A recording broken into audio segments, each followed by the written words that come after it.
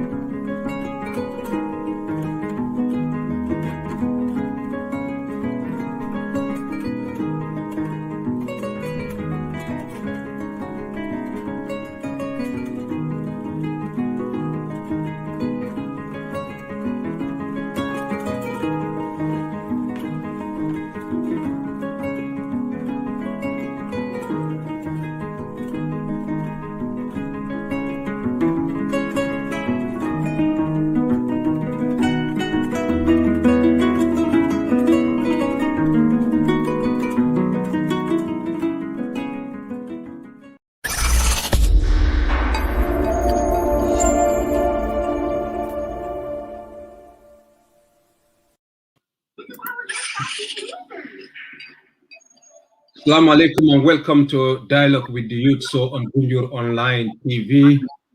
Once again, we are welcoming all of our viewers all over the world. Today is Friday, 11th of June, 2021. The time in the United Kingdom is 8 o'clock. The time in the Gambia is 7 o'clock. And the Eastern time is about 3 o'clock.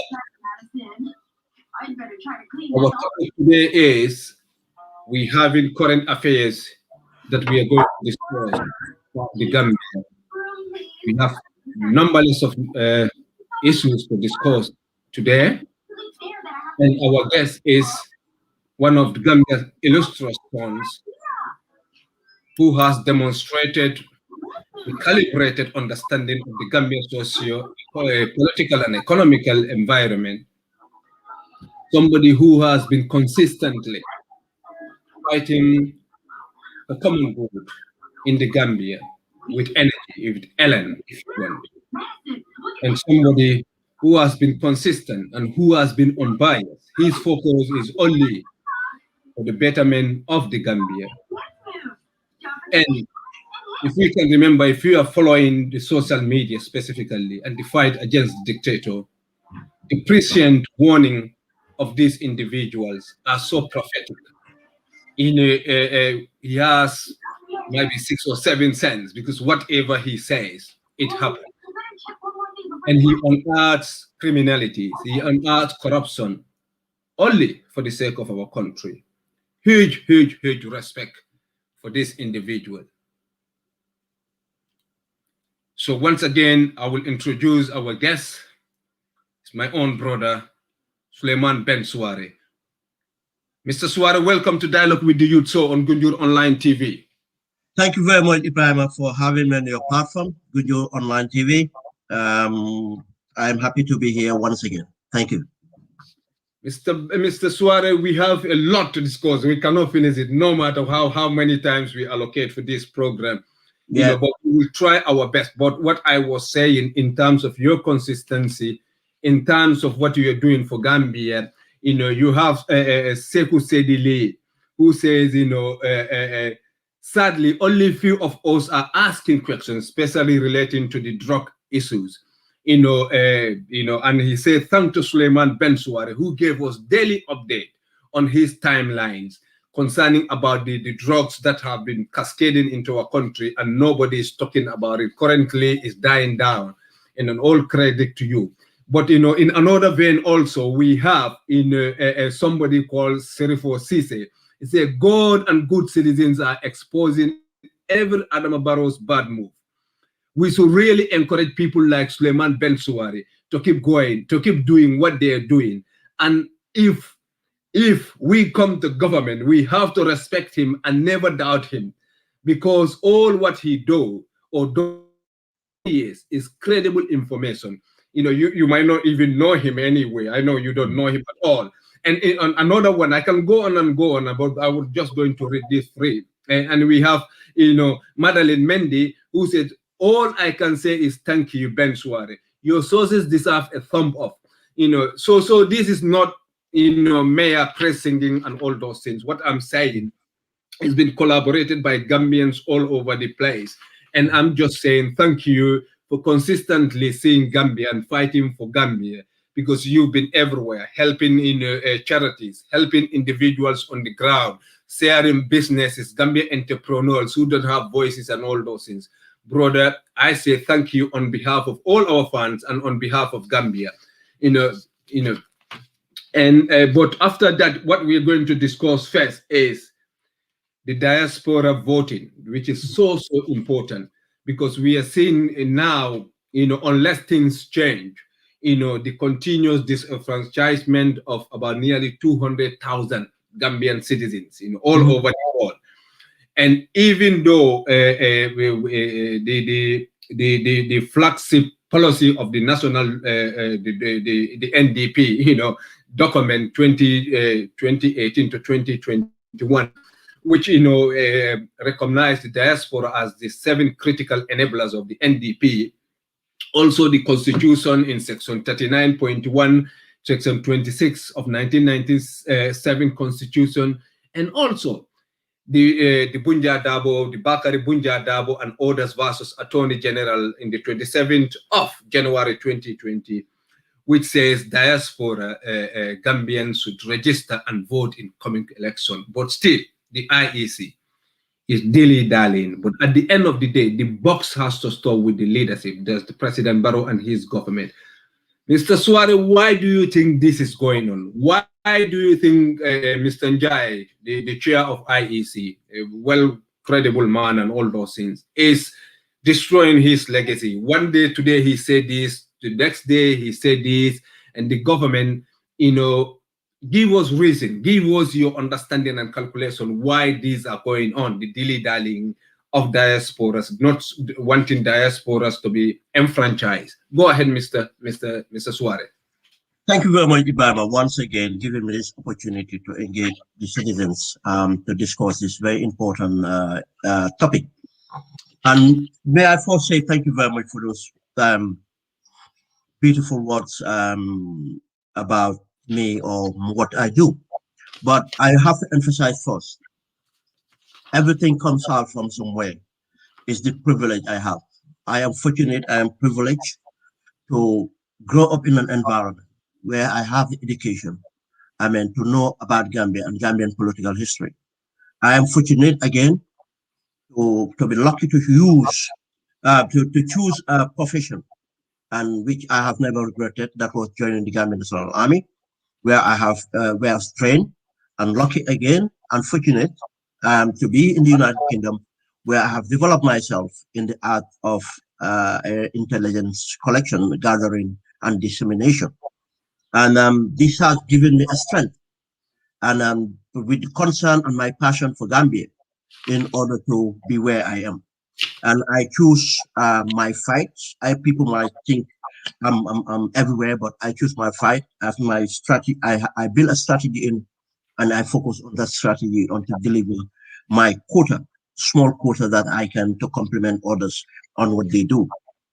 Saying that, which the diaspora vote comes out from, I mean, part of, and I happen to be part of a group of people, the diaspora consultation team, that do try to bring the people together in terms of engaging on issues that that empowers the diaspora, that keeps the diaspora going in contributing into national development. And it was this same team of people that came forward during the constitutional review, and we did programs to engage. We invited the commissioners and the chairman of the CRC to come onto our programs to engage Gambians, and we discussed this constitution. And as you shared the importance of this diaspora vote, which it's in law, we have all the enabling and factors ready for us to take part. B, there's no law to stop us from doing this. We don't need any new law in order to vote. There's no this already allocation finance been allocated, and what we have found out now finally is if we don't fight for this, there's no political will from coming from the Gambia government for us to have a vote. And the reason why there's no political will, because the Gambia diaspora, which we estimated, not me, a group of competent people by the MSDG project that have done a wonderful studies and provided all the information and materials that are necessary, needed in order to have the know-how on how this can be done. I've projected that around 200,000 Gambians needed to be enfranchised. And if you look at that figure, means that that figure can be a deciding factor in the coming elections. But again, why is the diaspora then that important if it's a block of or a constituency, let's say, that is very difficult to be win over. You cannot win them over by bag of rice. You can win them over by anything else, but more of is about your articulating your agenda, your policies and so on, and how you can take the country forward. It's a very difficult constituency to win over. And obviously, hence the government did not have the confidence. They are not basing their argument, they are not basing their programs, and they know how much they betrayed the agreement we had with the diaspora. They don't want the diaspora to be enfranchised. Now they have come to a conclusion that the diaspora would not be voting for them, or they don't have hope that they're going to win over the diaspora vote. Now the best way to do it is to try to enfranchise them, and that means our rights have to be trampled again in the democracy that we have fought hard for. The point about coming to the IC, I mean, I have to put a logical analysis onto this, because the best person to answer would be the IC chairman himself. Why is he flip-flopping from the respect we have for him, from what happened in the elections of 2016, where he did the right thing and stood with the people? Now, how comes now he have made several statements, which you have read out the law, you point out to the law, you have pointed out to the Supreme Court judgment, and everything to technically make it clear, crystal clear, that the Gambian diaspora needed to be enfranchised. And he came out. Failure to do that, it means that you are defying the laws of that country. Then we cannot have a legitimate elections if we challenge it, because you cannot turn around to say, Kerawan cannot vote. You cannot turn around to say, you cannot vote. Then it would technically illegal, and that elections would not. And we have established that the diaspora is a bona fide constituency that needed to vote. But why is he doing this when he came out and gave promises and everything to this level? Let's give him benefit of the doubt. He has to come out and explain the reasons. The reasons he have advanced have been proven to not be sound. Let's put it that way. We don't need a special constituency.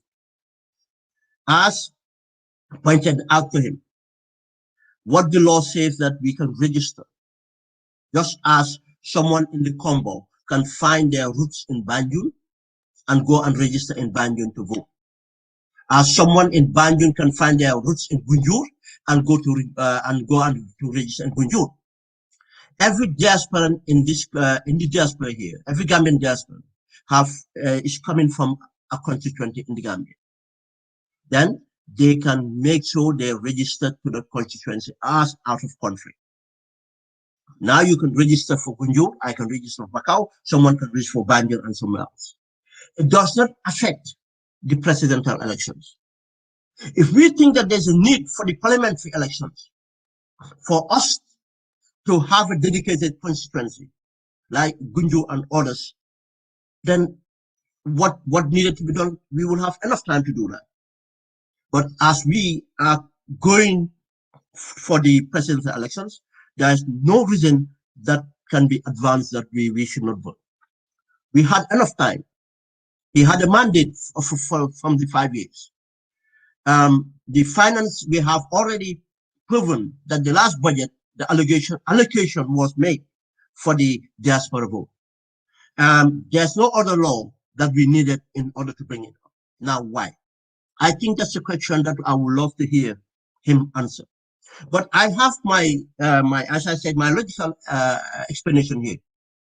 Probably he cannot come out and admit that he lacked the capacity to deliver the project of the diaspora vote.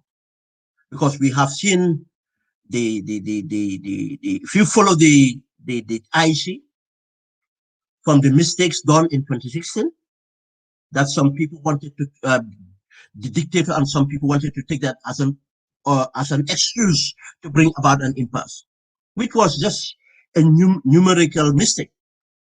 It did not change any facts of who voted or where they voted from. But that was a mistake, and it's an expensive mistake. But that same mistake have been repeated in the local government elections in Kerawan, I think. That points out to lack of capacity. And we have to agree, for any person, however your well-being is, for to be over 80 years, you will be obviously out of your prime time to be firing of all cylinders in order to take a project like the IC project to deliver, not only register some Gambians, this is to register the entire population of Gambia that are eligible to vote, and in order again to put up dealing with the technicalities and issues to be dealt with for the diaspora.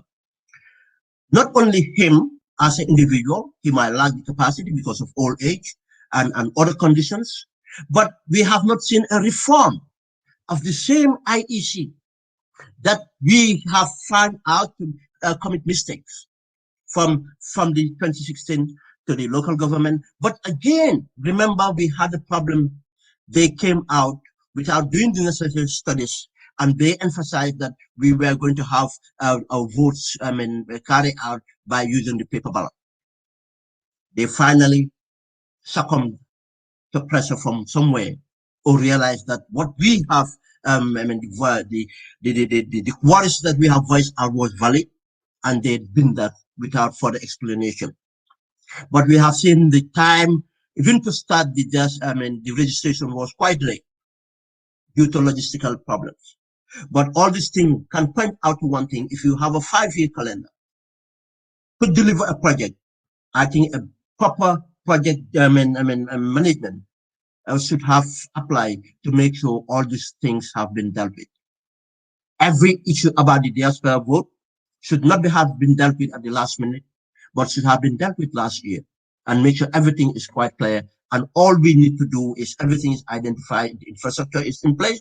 All we need to do is to select the date and time, and it will be done. I think it's more to do with capacity problems, which he's not admitting to. I don't want to believe that he would deliberately go out there to deny us the vote. But I expect him, as an elderly statesman, to come out and accept if there's a fault, accept that there's a fault. If there's a mistake, to accept that there's a mistake. But if not, this is going to cost us greatly. Because I'll tell people here, Gambia diaspora would not sit silent. We are having our consultations every Saturday at 2 p.m. Gambian time, 3 p.m. UK time, for 2 hours, and to deliberate on the issues surrounding diaspora vote. But we are not ending there. We have already written to the president an open letter that we have shared with all stakeholders, which include the international community and the press. And we are going further than that. And we cannot come out and talk about all the strategies we have, but we are determined to vote this time around. We still have time. As we said, the MSDG project have done all that is necessary. All we need is a political will, and that political will is our right to fight, and we will fight for that.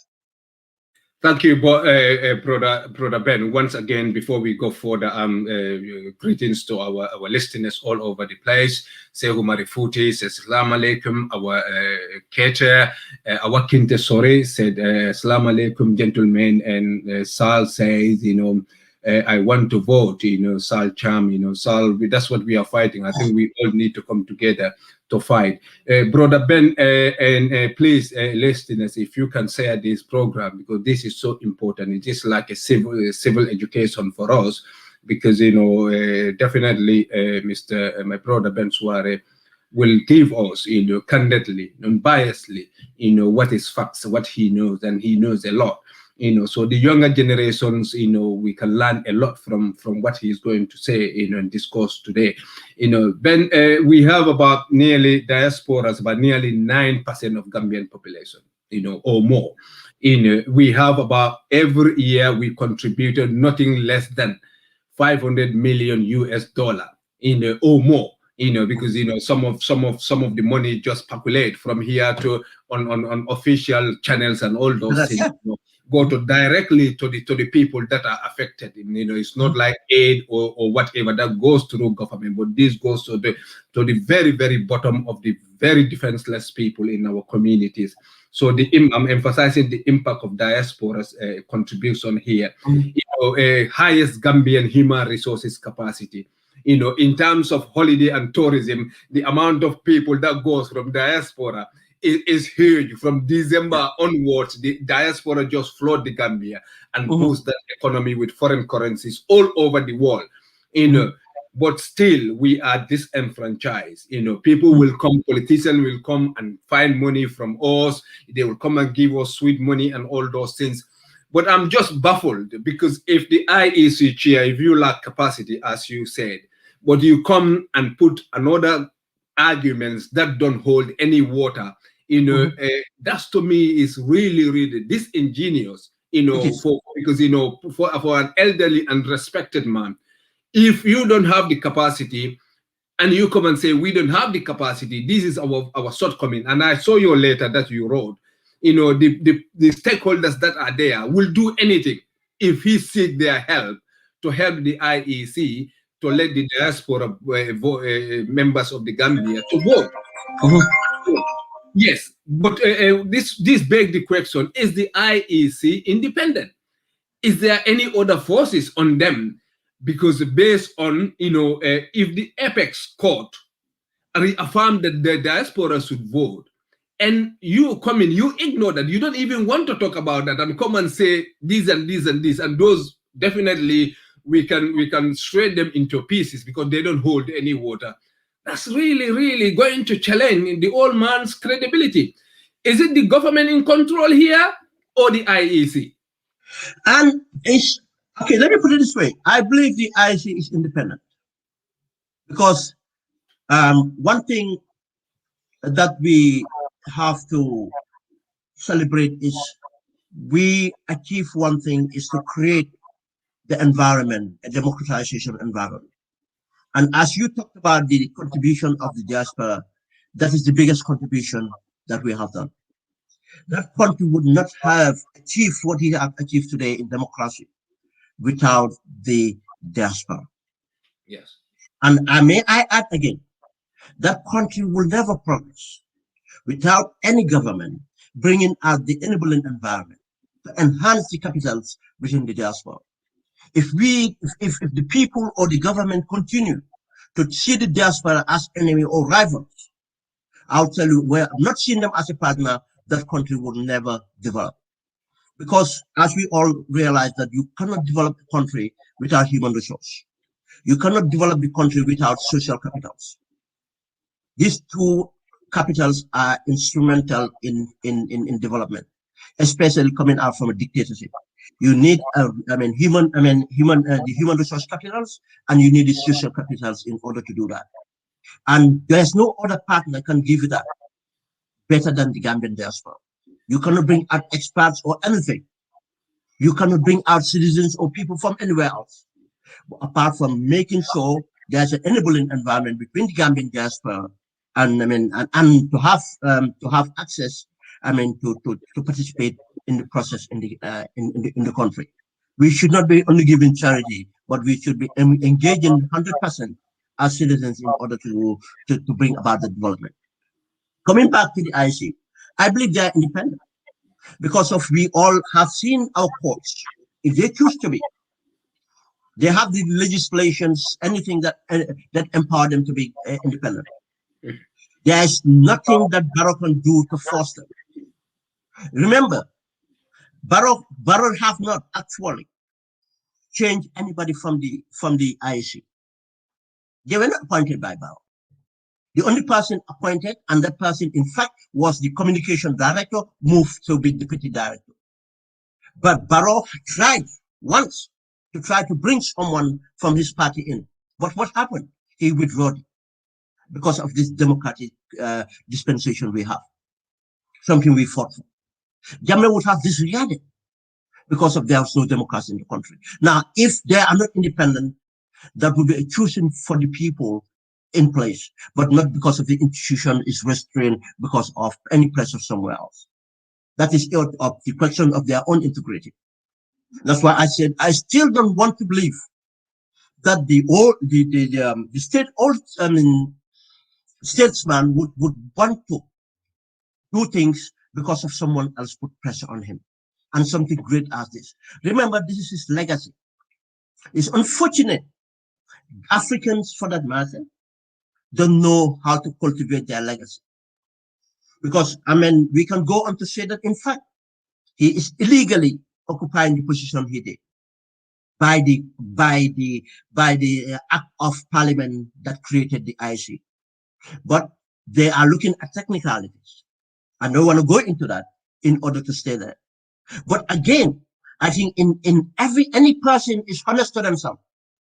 If you give them a job, and the job is so demanding that they cannot, especially a critical job like this, what they should do is to resign. He does not have the capacity because, as I said, he's of old age, and the task is so much daunting. Remember, this is 10 years after, where you need to register the entire eligible voters in the country, but to add to introduce the diaspora voting. I don't think he have that energy. The zeal to fire on all cylinders to deliver this. And in fact, not only him as a person, I believe the IEC itself, as an organization, needed to be reformed during the course of this transition. They needed to look at their capacity and to make sure they are equipped in order to do this job. There are lots of hitches. We have not even finished the registration yet, but we have identified a lot of problems in there. But we should not only blame the IEC for this. We have to blame our political party leaders. We should blame the civil society, and we should blame ourselves as citizens. A good politician is a politician that you hold accountable. A good institution is an institution that is held accountable.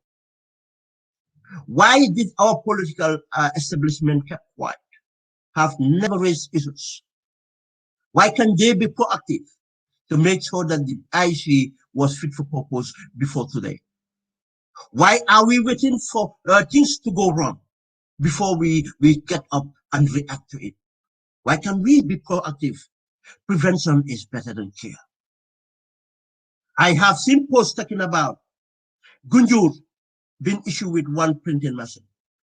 Kujarang or somewhere else print one and saying that because the population is large. That was responsibility for the stakeholders, which is the civil society, but more so, which is the political parties. Why didn't they look at the facilities? IC have put everything out there before the day. Why didn't they ask the question that how can you allocate a one printing machine for a constituency that covers almost 120,000 to be registered? These are the questions we should do. Until we are proactive in holding institutions accountable, until we are proactive holding politicians accountable, we shall not improve our situation. Our situation needs improvement. We need accountability. We need transparency in order to hold things accountable. The IEC have failed, and we have to hold them accountable to make sure we have our rights recognized. Yeah, thank you, Brother Ben. I think that's clear and definitely just imagine nearly 20 plus politicians, political parties, and independent candidates all start talking about the IEC and why the diasporans are not registered. No government, no institution in the Gambia can resist that. And in the Gambia, it seems the intellectuals, I call some of them the fig leaves. They're just quiet and they are not talking about anything. It's the ordinary people going from one place or another talking about this. Mostly the diasporans, talking about all these things. When all these political parties and institutions has been drumming the words that diaspora will vote next, there's no way why you should not vote. Now we are here, and they are not saying anything. Hey, Brother Ben, that's so crucial. But what do you think we can do now, the diaspora? And because it seems this is our battle, others are not joining, with us here. And surprisingly, sometimes when some other people leave diaspora and go back, they just melt into the society and keep quiet. And I was discussing with a friend who has been here for years and years and years. And he was like, but you people, you talk too much and all those things. Why can't you come and do things? You can do your quota here, and all those things. So this is the thing, just marginalizing the diasporans, shape them into their own constitution that we can use them. But anytime we want anything on the ground, they should not talk, they should not do whatever it is. So that's really, what do you think we can do, the diaspora? You have written letters and letters. Let me give you an example. Go ahead. You see this thing here. If you go to Facebook, yes, you see there's Gambia diaspora vote. Yes, this was a petition we done 6 months into the coming of this government. You see, when we did it, people don't see proactively what we were trying to do. We were engaging the discussion for us to start them. You see, but the diaspora itself, some people came against us to say that, why are we agitating the government? Government are to be agitated, government are to be held accountable. And if I had time to go through that, would show you what our petition said. Because the word petition for people is something offensive. And our petition was it was an engagement. Now, you're asking what we should do. And we are in the process of doing that. We are consulting behind the scenes. As I said, the diaspora consultation team have got Duga, have Right to Know, have got Gambia House Norway, and have the MSDG project, and are reaching out to all the communities. And we have created a first Facebook page. We have created a WhatsApp group. But remember, it was the Right to Know that actually took the case to the Supreme Court. That's the diaspora done something to get it clear.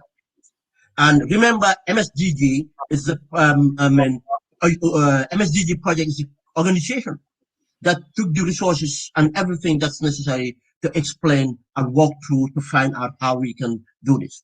We are continuing on that. From the consultation now, we are having programs every Saturday between 2 o'clock to 5 Gambian time, or 2 o'clock to 4 Gambian time, or 3 o'clock to 5 UK time. And these consultations are very important. And in order to look at every issue surrounding the vote. Not the letter is a process. The petition where that letter we did, and the open letter to the president, is a process. And I will assure you, part of the diaspora consultation, this team, people will go back to court to try to force this government. But as I said, I cannot go into specifics because it's not a project I have direct access to, and they have their own strategy, and they have to work through that strategy. But whatever it takes, within the rule of law, Gambian diaspora will use that. But this is not only the Gambian diaspora to do. We expect Gambian political parties to do the same thing. We expect Gambian civil society to do the same thing. We expect Gambian citizens to voice out, regardless where you are. When one person's right is taken away, consider that everybody's right will be taken away. That's how we should look at things. I know what you're talking about. This issue with individuals that have problem with the diaspora. Is it a misunderstanding? Yes, some people have a misunderstanding because they don't understand why we are so vocal. And they say, why are you always talking? Because we enjoy this privilege and this right that we have living in a democracy and seeing how it works and having the opportunity and the time to continue to engage. Just as if we were quiet, the dictatorship would stay on. That's why we continue to use the peace, the space we have now and time with the democracy we have to engage. This engagement is part of the process to develop our democracy to be mature. Our democracy would really be defected if we go to elections and not have the diaspora represented or take part to vote. Again, there are other people who don't, it's not a misunderstanding. They are scared of the diaspora. For the amount of people, I'm not saying the entire the diaspora are people with integrity, but there are lots of us with integrity. There are a lot of us with competence, and they don't have integrity and they don't have competence. And they want the pool to be small so that they can swim in and have get things that they are not entitled to because they don't have the potential to compete. They don't want the competition that the diaspora creates. This is a problem for them. That's why they don't like the diaspora. I give you a typical example.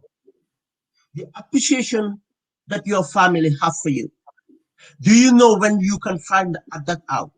Just call your family today and say them, I am packing up, I'm coming back home. They'll tell you, no, don't come back. Yes.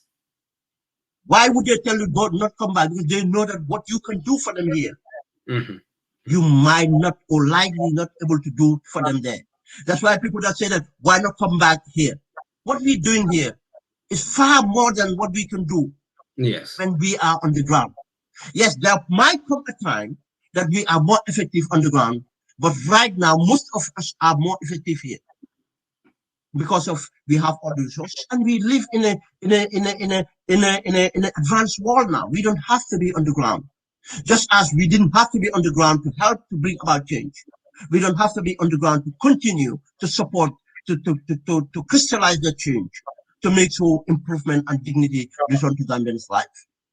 It's an excuse people take to say that why you just talking out there or why you not on the ground here.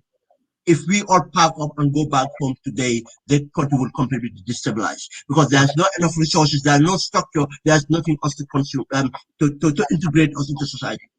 That's why we are fighting to make sure we build those structures so that the capacity we have can fit in that structure that we come in. Gambian in the diaspora will go back with set skills, regardless of what they have been engaged in here. They have something that can benefit the country and they have something that can advance the country. Because of we are fortunate, privileged to live in a democracy, to live in an advanced country that we acquire a lot of experience, regardless of what you engage in. If we go back there, we either take capital and use our experience to invest in business. If we go back there, we go with our education, education, and experience to be part of the government master or the private sector, wherever we've been. But we are still doing that here. We are contributing immensely. We have seen when things happen in the Gambia during the COVID, how many programs, more programs were made from this disaster. More videos were made from the diaspora, and people even making those videos and programs in underground. Most of them were motivated and supported by the diaspora, not to talk of. You see, again, when we are challenged, Gambian will come through. As we said, Gambia able to. When we challenge with the COVID, Gambians in the diaspora have not waited, and the Gambians on the ground for government. We took the lead. Be it Combo, be it Jana, be it Nyomi, be it URA, be it anywhere, be it Susa, we all got up one way or the other and supported our people. Without that support, government would not have been where they are today. The government would have collapsed. Just as we insulate, you see, even with the dictator, it was because of the diaspora that it stayed that long. Because of our interventions. If that was absent, after the people have go out desperately and face him up. And that's why we should be very careful. Not to be, I've never irritated by people that say that, because I know they are not representative of the people. Today, if I call my family, I'm coming back home, even though I am closing program to my early retirement, they will still want to discourage me, because they know that I can do more here than if I was on the ground today. Thank you, Brother Ben. I definitely agree with you. There is no diasporan as Gambian diasporan. Gambian diasporan here will not eat. They will not sleep. They can even sleep on the street, but they will find £20, $20, and send it to their people. At any time they call them. If they call you, even it's not necessary, you cannot sleep unless you send that money. And just imagine 48% of the GDP contribution from the diaspora these last few years in this COVID pandemic. As you said, the contribution is immense. And our senior brother James Bahoun, last Saturday, I heard him laying the structures that are there. So it's kind of just IEC come and melt into these structures. The structures are there. The work they're meant to do. The work they're meant to do, it's been done by MSD. 80% of the work have already been carried out. Up to any question you ask, this MSDG project have asked about those questions and find solutions to them. Tomorrow, our program tomorrow, we inviting two Senegalese, one from the Foreign Affairs Ministry, one from the diaspora, those who have conducted elections, to learn from their experience. And MSDG have arranged for these people to come onto our program. MSDG have spoke to these people. They've spoke to people that have conducted diaspora, this thing. They've got everything, ready. And you have credible people like Professor Falls, the Jobates and all those things. So they have no excuse, actually. And once again, greetings to our viewers all over the place. Today, once again, we are with our respected brother, Sulayman Ben Suwareh. His consistency is second to none in the affairs to fight for Gambia, unbiasedly, just for the common good of that country. And his energy, because on a daily basis, Ben is online to talk about issues. Sometimes you will think he has no work other than to come and educate and fight for corruptions and expose things. So it is a honor to listen to him, to share ideas so that we can imbibe some of the things that he is doing. And greetings to my own sister, Ajifatu Jem. He said, true, Ibi, I agree. Brother Ben, I see Mr. Ablai Job is saying, Mr. IEC chairman, we are going to vote. That's period. The noise will get ramped up pretty high enough to know we mean business. So people are fed up and they're going to they mean business and they mean business. They are going to make so. And if that cannot be possible, some people were saying the £20 charges that you have at the airport and all those things, send £10, let your people register and vote the government. So the implication for this government, and you should not underrate the diaspora, their influence and all those things. No matter how poor you are, how struggling you are, you have at least 20 mouths that you are feeding in the Gambia. And more than 10 of them will listen to you, whatever you want them to do. So the government should know that. And what baffles me, you are disfranchising your own citizens who contribute than anybody else in the development of that country. But you want to go to Mauritania, we'll come there. You're going to go to Senegal and Guinea and all those things and bring foreigners and register them so that they can vote and all those things. So these people are not seeing the country, Mr. Ben. But we are going to stop it from there. Today is 167 days. 3 tons of cocaine in the Gambia melt, nothing. You said 900 blocks of hashish. Consignment of synthetic drugs, no update from our drug agency, the drug body that monitor things, DLEAG, and Barrow, no comment, no nothing. Quite unbelievable silence. Interior Minister, nothing. Justice Minister, who is protecting the drug cartel? You've been asking these questions for 147 days, Bob. Brother Ben, who is protecting the drug cartels? Okay, thank you very much. I know people will be wondering, why is Ben counting? You see, as I said, my background is from intelligence. People don't, I'm not just counting for the sake of counting. And I'm going to follow this through. I'm going to follow this through, and I will, if God, with God's help, the evidence will come out. Is it in the presence whilst the government is still on, or with the new government? It will be more easier with the new government if they determine we'll find the answers. But I'll lead you to what I think is happening here. You see, for that amount of drugs, 3 tons, people will say, why should the president come and talk about it? I'll give you this example. The 3 tons is almost the GDP of the Gambia.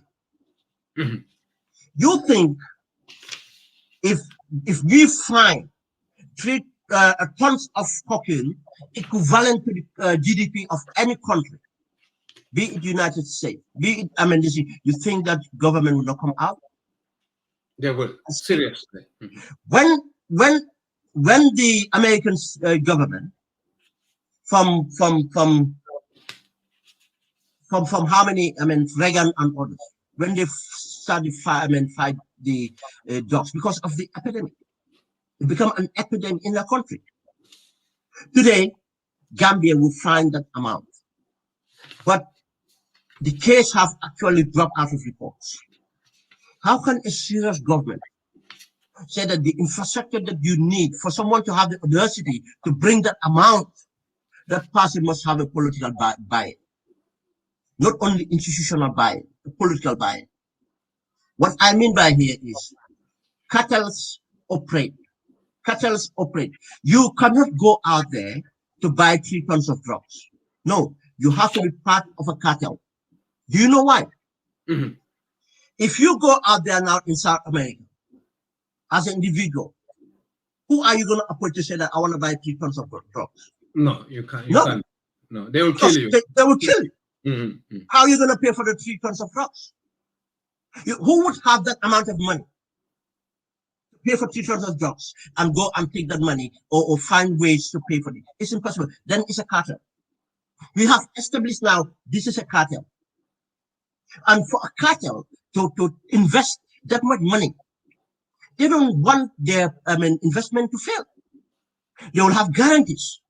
How can you have a guarantee in a country for that much? You must have a buy-in from the politicians. And those politicians will be the politicians in government. Then that will help you to have a buy-in with the institutional, the enforcement agencies that controls, because those enforcement agencies are not independent. They are controlled by politicians. Adama Barrow can sack them, Adama Barrow can hire them. Their independence is not there. Now, for that amount of drugs to come into the country, one person was named, another person was arrested just for the fact that he knows the person whose name is on the consignment. Sheriff Njai was arrested, but the court has to leave Sheriff Njai to go because the state cannot establish that Sheriff Njai have anything. In order to able to do this. The Bantaketa person they name, we have competent, we have reason to believe these people that told us that Banta was at the port that day. Banta was there when the containers were opened. Why was he not arrested? People that doubt that a name passing Banta is existent is existent. Whether it is his real name or not, we know that someone answering the name of Banta is existing, and it's the picture that's been circulated. It's a person. Whether that's his real name, we don't know. But someone answering to the name is Banta. But interesting enough, when they said that Banta absconded, Banta was first represented to the courts by a lawyer. But next minute, everything went quiet. We don't hear about the lawyer again because Sirif Tambedu was representing Banta. If Banta have absconded, how did he manage to have a lawyer? Exactly. And why did he have the audacity to abscond and get a lawyer? But still now, we don't have any updates on this. Who is benefiting from it? That's why I said, logically, you can point to the president, and we have seen evidence of the president fraternizing with known drug traffickers. We know of Syllabus Samakite backgrounds in drug trafficking. Not only Syllabus Samakite. Mr. Dabo, Mustafa Dabo from the journal, yes, Swandi Dabo, yes. Swandi Dabo. Yes. Swandi Dabo had made an investigative documentary saying how people with dubious backgrounds have access to the president. And some of these people have businesses in Guinea-Bissau and other countries that we all suspect and know that is a haven for drug trafficking. And how these people get in contact with the president is through a dubious person in the name of Henry Gomez. And now, in the evenings, in the nights, in the weekends, they have access to the president's residence. If the president is operating in this manner, compromising himself with people with questionable background. Gambia, we have the GAIPA, where investors should go. Gambia, we have the Minister of Trade, where investors can go. Why are they going in the evening and nights to see the president? And all these people are people of questionable backgrounds, people that end up having diplomatic passports. And this is one way of buying into the politicians. And once you buy into the politicians, it's easy to corrupt the other, the institutions. Do you know that most senior Gambian law enforcement officers don't even earn $10,000 a month? And you expect those people to be independent. You take those people to be effective. And these are all issues that we have to look at. And I said, I am counting. And my count have, different views. There's a different reasons why I'm doing them. I'm keeping it into the people's mind because we are used to forgetting things. But I said, let me just check one thing and keep that thing constantly to remind Gambians. But I am not stopping there because I have the experience to investigate matters. And time will tell. You know, loyalty will change. In investigation, we have something called loyalty will change. If you keep it up, what happened is these loyalties have already started changing. And that's how information comes in. But the law enforcement agencies have to be questioned. Why are they not briefing the Gambians? You see, why do we have periodical updates on need-to-know basis? Is to keep the interest of the case. Because loyalty do change, and to find ways so that they would contact and information would be harvested from there and be moved. But right now we have 3 tons of cocaine. They said that it's in sealed environment, this thing unsecure. But don't be surprised. The day they say they're going to dispose of these drugs, we will only find probably white flour, but the drugs will be gone. Because I tell you, the cartel does not lose, especially with corrupt government. If they were assured that they can operate, if they were paying for their operation, they would make sure that the they have their properties intact. And if that fails, you will see the results that the cartel will deal with people that they entrusted, I mean, to give them the service that they have paid for. We have seen that in Guinea-Bissau, and we have seen it in other countries. Thank you, Mr. Suwareh. But Mr. Suwareh, as you said, all the stakeholders here, how can we have about 3 tons of drugs in a small Gambia of less than 3 million, 2 million, or conservatively 2.3 million, 900 blocks of hashish, consignment of synthetic drugs specifically, and the explosion of mental health issues and all this criminality, the insecurities and all those things. The political parties are quiet. The civil societies are quiet. All the activists on Facebook, as I am concerned, is only you who is consistently pursuing this case. Everybody quiet, melt down and accept the reality. The mental health of our youth. We have about 60% of our population who are youths. But they are mentally deranged. They can kill with impunity without knowing that they can kill. Even us diaspora, and you can have your nice shoes, nice bags, and all those things. Go for your holidays to take a breath, and you can be robbed. You can be armed robbed in your house. You can be killed. And now we don't have any connection. We don't even discuss anything to link that with the drug, and we didn't put any pressure whatsoever on the government, and they are quiet like mouse doing Thank you this. very much. Thank you very much for bringing that But before coming there, I will just thank our listeners once again. We have Lamin Toure when he talks, it's always educative. And Ablai Manjan says, respect to Ben. And the CEO of EPIS, my own sister Fatu said, absolutely agreeing with you. And Moro Jabi says, very right, Mr. Ben is doing very well in the Gambian affairs. And I appreciate him. Mr. Ben, these are people who really don't know you. They're following you, and people can digest information. They will know people are not stupid, who is telling the truth, who is genuinely, unbiasedly fighting for the common good. And they are not faking, because I don't know most of these people, and you don't know them. You know whether they are fake names or not. They don't have to lie. What they perceive, what they see, that's what they judge. But comment on this: why Gambians don't look at what is happening in all over the world. People are demonstrating. People are coming out to put pressure on leaders, because it's us that are going to change. These leaders are swim into corruption. They are swim into their cartels, and life is better for them.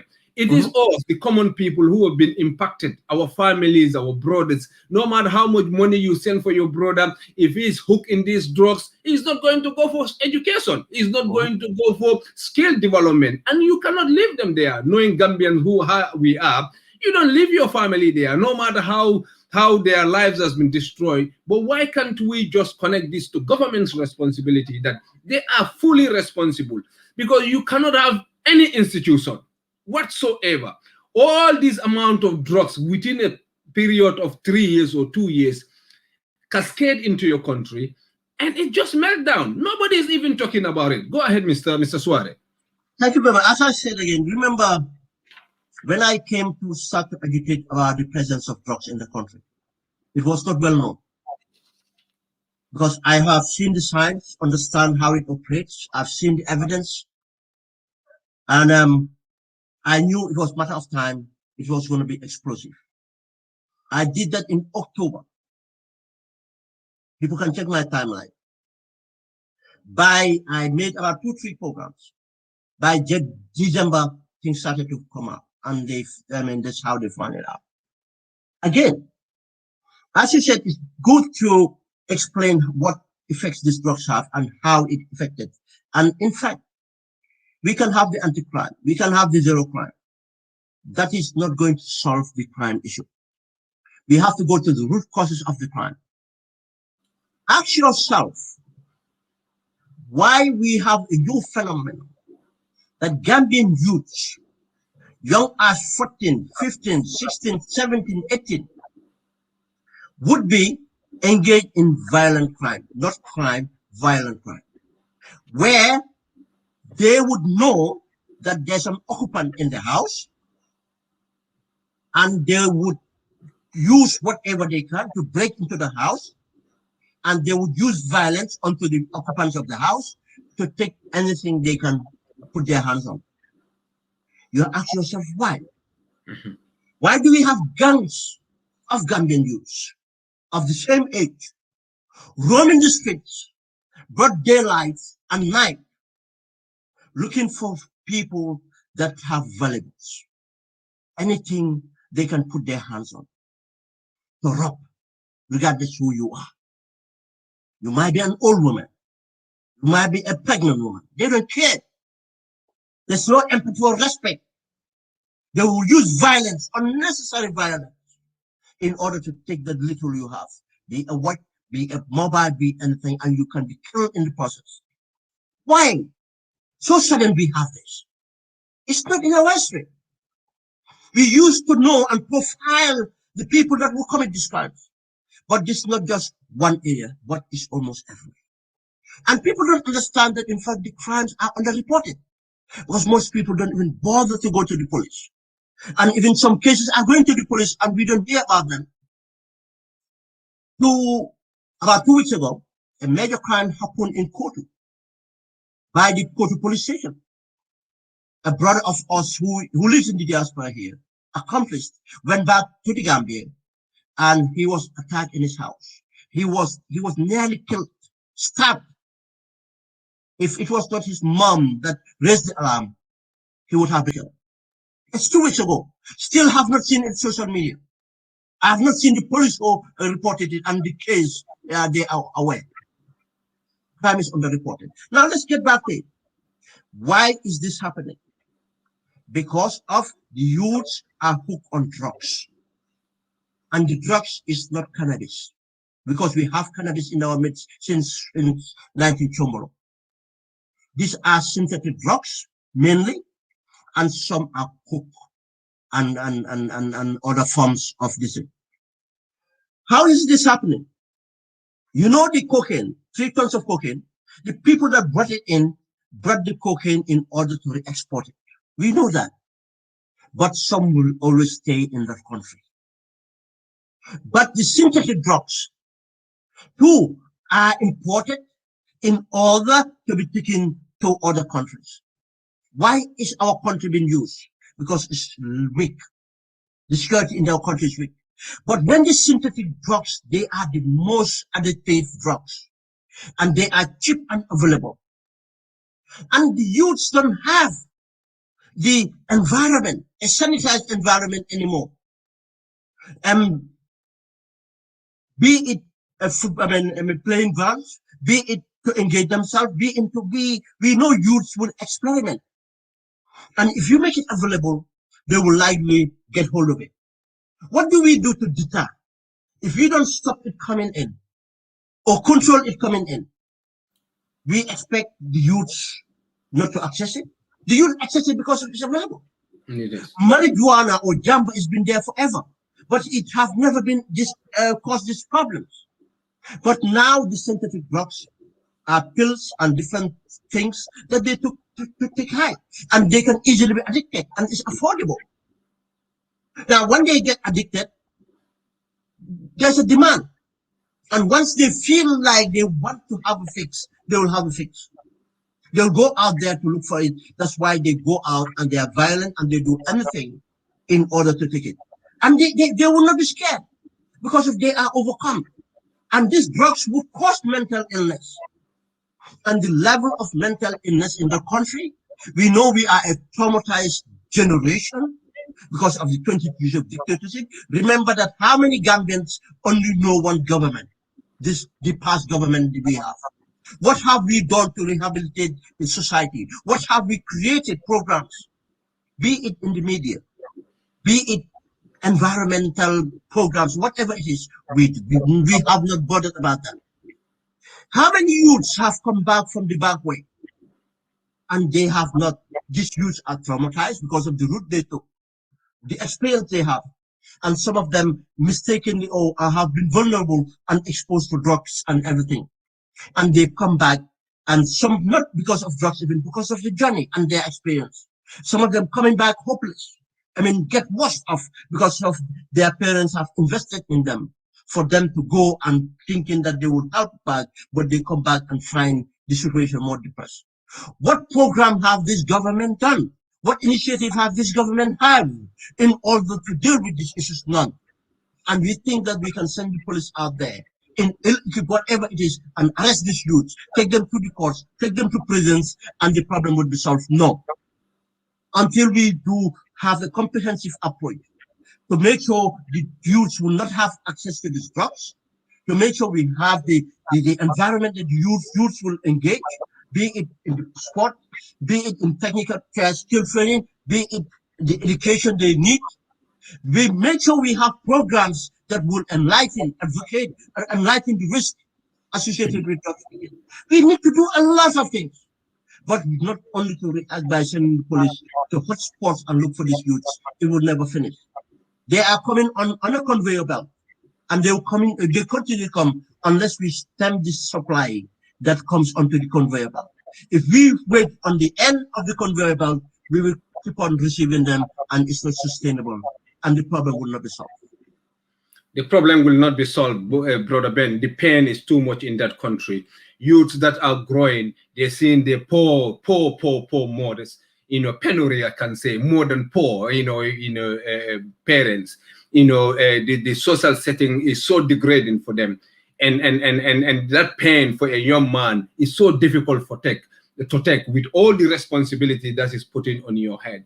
When you have these easy drugs that hooks you easily, you will take it just to suppress the pain. We see, and we're not empathetic, we're not sympathetic, we're not educated about mental health in our country. The youths are being discarded, they are lazy, they are all kind of adjective negatively tagged to them. When we know these youths are the engine of our economy, but they are not benefiting from that engine, and the lack of government. There's nobody. The buck, no matter how it meanders, it stops with the government because they deal with our taxes. They collect all the money, all the powers that we have is vested to the government for them to, plurally, for them to spend that to benefit the country. But the youths have been let down, and either they will go through back way, and die. Or I have a youth that is in prison currently, and the probation is there, but the condition of the probation is they are going to send him to the Gambia. But he said over his dead body,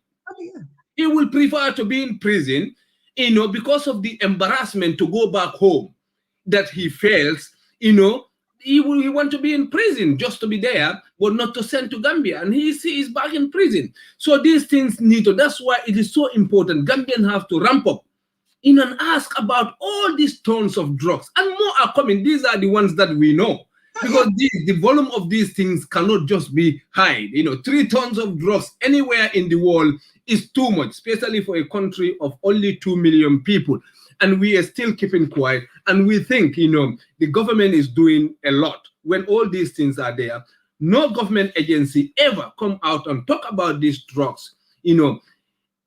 Then, from our own thinking, my thinking and my belief, government is culpable in these drugs. They are benefiting from it. If they don't want to talk about it, no institution whatsoever talking about it, brother, and we have to stop it there and go and transition to another topic. Because you said desperation to its highest. You said that, from the local government, from the fraudulent attestation. You talk about this attestation issues long time ago. I digged it out and saw it. And the battalions of Gambian women who are married across the border, flocking back to register. And from that, busload of people crossing from the border, and the fraudulent attestation to underage and foreign citizens in the country. Post-election, pre-election, the government. Are they scared? Did Barrow and his cohort and coterie of all kind of funny people around him not confident that they can win the election? Why are they doing this? Because this is teaching our youth to rob, to steal. The next generation government is all about corruption. Government is all about doing things that are wrong. So the behaviors that we profile in front of our youth, Brother Ben, It's just teaching them, go and be corrupt. No amount of Islam, no amount of Christianity, no amount of reading the Quran, no amount of nice voice of reading the Quran or reading the Bible is going to save us unless we straighten our morale and teach our kids good behavior. And we are not doing that. Maybe we don't know, because when we are scrambling for our own resources, we are hoarding resources, to the detriment of the country. What are we teaching our youth? What are we teaching ourselves? But before going there, and he said, Big Do Jata said, bro, the bosses you were talking last time in your program about non-Gambian to come to Gambia and register our voters card, one boss already crossed from Barrow to Banjul from my information. None of them get down from the bus to pay even a ticket, and just less than a few minutes. So he says, Manfarim Bai, also post the video on his Facebook timeline. He said the breaking news, is talking about the same boss, a lot of people. And Sheikh Fatu says, mental health is completely disregarded in the Gambia, which is true. And Moro Jabi said, please keep it up. The genuine Gambians are always behind you. The Gambian will survive for this time, inshallah. Thank you. Brother Ben, go ahead with, and on top of that, our president is crisscrossing into the sub-region, from Guinea into Alpha Conde's place, and now Togo to Yazembe's place, and the foreign minister, Tangara, and it's just like a headless chicken, just going all over the place, for some reason, just to be in power, even though you're not doing right. Because if you're doing right, you will be really, really calm and go to this election knowing win or lose, you're not going to lose. You're going to stay in your country even when you lose and be respected. Gordon Brown is here. He lost election, but he is more respected today. He is more contacted today by world leaders about his opinion and many, many other things. I like the man. He is in Five in Scotland, down to earth, and people are just following him in drove just to seek his advice. Go ahead, Brother Ben. Thank you very much. This might take me a little bit long to answer. Remember when I said from the beginning, I was privileged? Yes. Again, because my background, be in Gambian politics, be in intelligence, prepared me for what I am dealing with. And the reason I have passion for it, I take this as a calling. I understand how government operates. I understand how system operates. That's what I was taught. You see, from the beginning, we sounded an alarm. And Adama Barrow was made to believe that all you have to do be an incumbent. You win an election. The other thing is build some projects. You win an election and call it the politics of development. But we knew that he was being misled. And I raised the alarm that you've been misled. It's not going to be that easy.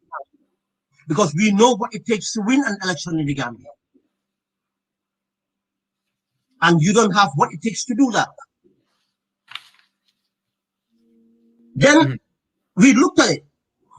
I looked at everything that he was doing, or his party was doing, and I said it before the lunch, that this NPP is not going to lift because they don't have what it takes. They don't have the sophistication it takes, and the conditions in the country are not favorable because they fail. You cannot take over a government from a dictatorship and fail a transition and expect to entrench yourself. What you are doing, you are risking that country to be destabilized. You see? But he disregarded that and listened to others that were just selfish for what they can get from him, from our coffers. I said it and the proof came out. He doesn't have the structures. He doesn't have the vision. He doesn't have the structures. He doesn't have the capacity. Yes, he had the resources, the financial resources, but those financial resources, he doesn't have the ability, capacity to manage them. Then the resources, financial resources become toxic onto the movement itself. When they hosted the lunch, it was disaster because they lied to him. The money he gave out They took it and went and built their houses. They went and improved their lives. And the promises they gave him that they have on their books 400 to 500,000 Gambians was really not true. They made promises and they said they're going to fill the stadium. How did they fill the stadium? We all know. They based it on lies. That's why when the president came on the podium, Barrow came onto the podium, before he finishes his speech, the entire stadium was vacated. We all saw the evidence. Then Barrow realized he was shaken when he stood at the podium. Ahmad had to go and rescue him. Now he realized that these people here I found in the stadium were not here for me. He could not figure out how did they come up here. Why I have all these people here? No, it was the little bit of money left and the lies they sold to Gambians that what brought Gambians to the stadium. They were not there to listen to Barrow. You see, you cannot go to a naming ceremony and the minute the griot stand up or the elder stand up to name the child, you decided to leave. That's what happened. Now, it dawns on them. The other project they have was trying to get the APRC part of their fold. They wanted to get the NRP, and the NRP have completely collapsed. The relationship with Barrow and Ahmad have collapsed. Now they are trying to fix it. Whether they're going to fix it or not, I don't know. I don't even care because I know it's not going to be yield nothing. And the fixing is just going to be a compromise because I know the words used between them, these people will never trust each other again. But coming back to the APRC, I knew the conditions present from my background, knowing negotiations and things that needed to be negotiated, things needed to be settled. Barrow does not have the power ultimate in order to guarantee anything to Yahya Jammeh. He has not got that. Yahya Jammeh crimes are crimes in magnitude of international dimension. The crimes are of a peak that one person as a president cannot negotiate and deliver. And already other things that are present cannot be done. And the only person that can get the rest of the APRC then to join up is one person, and that person was Yahya Jammeh. And I knew Yahya Jammeh would not do that because there's no interest in it. And Yahya Jammeh would never buy in a story that or support me after I win, I will deliver. Because everybody knew that Barrow would never deliver on a promise. That's why we taught him, deliver on a promise so that people can hold you onto your word. He never. Now, even the vote of the APRC, I did my calculations. It hemorrhaged at 40,000. If we were to have elections last year, it is hemorrhaged at 40,000. Don't believe all the crowd and the hype you see. Not only that, yeah, he was quoted. We know that for almost 2 years, he was in bed with the APRC executive. But executive is executive in the name. They have no influence to take anything from APRC. They started it, Barrow started it with Emeba. That's why Emeba was kicked out of the APRC. Now he went into bed with Fabakari and others, Rambo and others. It did not yield. It cannot yield. Yes, the executive might join him, but how many people they're going to take with them? Their own families probably, and not their entire families for that fact. Not their extended family. Now that project 2 failed, and that's one of the reasons when you raise the sub-regional, he's been going around the sub-regional. He tried everything in the sub-regional to try Guinea-Bissau, to try to convince others and send delegates. This started when Yahya Jammeh's mom was buried. They started negotiation on. When the foreign minister and the SIS director general went to Equatorial Guinea, it was a secret mission. When we publicized the pictures, and that's why they come out with the communique. They tried everything. It did not work. It's not going to work. But again, We looked at it and we knew the only way now he would try would be to use foreign voters. I use my own hard cash money. I used my time. I made a research. I will share that research with you in confidence of voter fraud. I established the genesis from the First Republic. Why was it done and how it was done? I built the grounding in the facts on when who introduced it to Jammeh, how was it introduced to Jammeh, how it was operated, and from what sort of estimate. I established how Jammeh took that industrialized to account for almost 300,000 votes. We dedicated, knowing that the only way we can start to ratify and take over our country, because of the dictator who only loves elections to legitimize himself, we have to take that off him. And we work with gallant soldiers.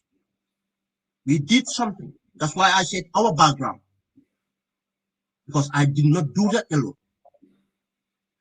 We managed to do something at that time is unthinkable. We all seen how many plots have failed on Jammeh. We use young, gallant Sikh soldiers who belong to all different tribes of the Gambia, who have not betrayed each other. Because at that time, it was fashionable to betray each other. Because if you betray, you will be rewarded by promotion and you will be rewarded handsomely. And they all belong to different tribes to prove that this thing about tribalism is about opportunism. But it's not a fact that people hate each other. It's about people looking for things that they cannot acquire rightly. These young soldiers took up their expertise and destroyed the 300,000 cards. And most importantly, they used their discipline to keep quiet. We took them out to Senegal and saved them in there. And we did other operations to stop the voter cards. But Yahya Jammeh did not know that when the Barrow was burned down, the cards were missing. That's why he put on a petition asking for 300,000 votes. We have that facts. We know how it works. Then I put myself to it again, to look into it. How is he going to do it? And Barrow is the easiest one to deal with, because I've already dealt with the First Republic historically. I've dealt with the dictatorship and destroyed. Now I've got the operational mechanism. I don't need to spend time to study anything anymore. It's just to look out and strategize with people that are in strategic positions to do this. We have early warning systems in the sub-region, because people don't know how much penetration we can have if we want to. Now, I came out and made these allegations that one of the reasons that the foreign minister traveled to these countries is to arrange for these people to come and vote, to be registered to vote. Some, I know they choose to doubt it. Whoever questions my integrity would be someone who doesn't know me or someone who just wants to. Because my records are out there. My records are out there. And when I say things, it's not a prophecy. It's based on experience. It's based on my training. That confidence I have. The foreign minister went to these countries. This is what they wanted, I said. And this is what how they're going to do it. I came out, I handled it in the way best. And anytime they tried something, I preempted. And if I say it, people see the evidence. Because it's a fact. If I was speculating, I cannot have it accurate. And I can say that accuracy of anything I report is 100%. You can go on my timeline. Whenever they come and confirm it, I said vindicated. 100%. Now, when the president wanted to go, he called the governors to use the excuse to go and inspect projects. Just before the start of registration, I sounded the alarm that the president is using that as a decoy. He wanted the opportunity to meet the chiefs again. Did we see the evidence? Now, did we see the evidence? They started to commit excuses that, no, because we have so many women married in Senegal. We all know that's a lie. That's not true. It's the other way around. Yes, we have some of our sisters married in Senegal, but they are not in hundreds. And why do you think that an NPP agent would be identifying all these people? How did you able to do that? Don't these people have families? Does these people don't have political affiliation apart from the NPP? How can you say that you guarantee all those hundreds living in Senegal will be coming for you? That wasn't true. When we debunked that, what did they do? They took young men from anywhere in Barrow or somewhere else. They said that those people walk all the way from Wellingara because of there are farmers in Wellingara. They are farmers, they say they come to show their blood to Barrow. It's not true. That was a lie. They have not walked any distance. Everything was fake to make us believe that people. What? You see, that's the problem with their desperation and delusional. You think Gambians are stupid enough to believe that Barrow have done anything for Gambians? If Barrow had done that for them, they would have left Wellingara and come and live back in the Gambia. If they live in Wellingara, anybody would, with their senses, would walk from Wellingara to Basse and Wellingara Basse to wherever. Does that make sense? But no, because they're delusional thinking that, and desperate thinking that Gambians are stupid to buy into those issues. They are not sophisticated enough to understand these things. They try that. You see, if people just listen, you know, when I was talking about Senegal and other places, I never mentioned Mauritania. I knew the Mauritania project was going on, but we wanted to get more evidence. When they left, day before yesterday, when they left Nouadhibou, Nouakchott, I got the late message because the person who got the message did not transmit it in time. He said they left. I followed them up to yesterday midnight. They were at the border in Rosso, Senegal. They have to spend the night there. That's why if the person, I was on program when they reported the buses reaching Barrow, because I didn't have time to look at my phone. And I'll tell you, I would have been updated that they have entered the country. Because I knew that midnight, they have to spend the night at Rosso. And if you know the travel time from Rosso to this thing, it will be right that they are crossing the ferry now. Yes, some of them are Gambians, but not entire group is Gambian. And that trip is organized by the Gambian president of the Gambian Association in Nouakchott. I got the name of the person and his surname. Why would I lie against something that we will find out? What do I benefit from? No. I don't monetize my programs. I don't monetize anything. I swear, and I hold my hand. You will never hear a Gambian who come out and say, I do pay Ben Suwareh, or I do even give gifts to Ben Suwareh. Yes, Gambians are generous. I am giving gifts all the time, but I have never received gifts. All those gifts I direct to charities I support. There are many people that benefit from it, and I refuse to take it. Not that I don't trust the people doing it from their blessing, but it's not ethical to do that. Yes. It's just ethical to do that because it's only the people that you trust one will come out and be something else. That's why I can hold my hands, and that's why I work 24/7 to take care of myself and my family. I don't need any government job. I don't need anybody's goodwill. I don't need anything in order to take care of myself. I am a proud citizen of the Gambia, and I do things on this basis.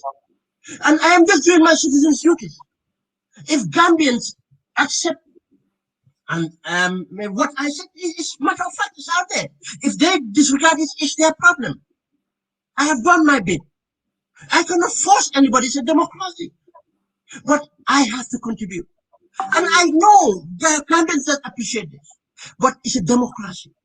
You will not have everybody. And it's sad, as you said, that Gambian citizens would be standing up to support something illegal, something that undermines their sovereignty. Today, if we allow citizens of another country to decide the person that governs us, that's what Gambians should think about. If we allow other citizens to govern us, you think those people, once they get the voter card, they only vote for President Barrow? They are going to vote for the MP President Barrow chooses. They are going to vote for a councillor or a mayor since President Barrow chooses. Now, who determines our destiny now if not foreigners? Is that not undermining our democracy? Yes. Don't we know that if you undermine the integrity of an elections, it might be a catalyst to open conflict? Don't we know that? Can we understand the prevention is better than cure? Let us have our differences.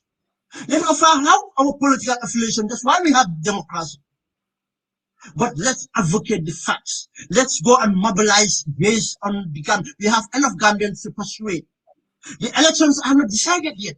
Can we try and mobilize honestly and get the people that we can mobilize in order to support our parties and our leaders? But that's the only way we can go forward. But the amount of fraud that is necessary, if we allow it, and I'm glad that some Gambians are proactive, they are vigilant and they are standing up to stop this. And I'll take this opportunity again to say, let no Gambian allowed to be silenced by these two things, to be called a tribalist or a xenophobe. One, they're trying to use this word. Yes, there are some people advocating and they are not sensitive in the way they advocate. It might come as being tribalist. That's what's happening. And we appeal to those people to be cautious, to advocate and just advocate right. But communication is not a gift to everybody. Even trained, some people might be trained, but still they will not be good at communicating.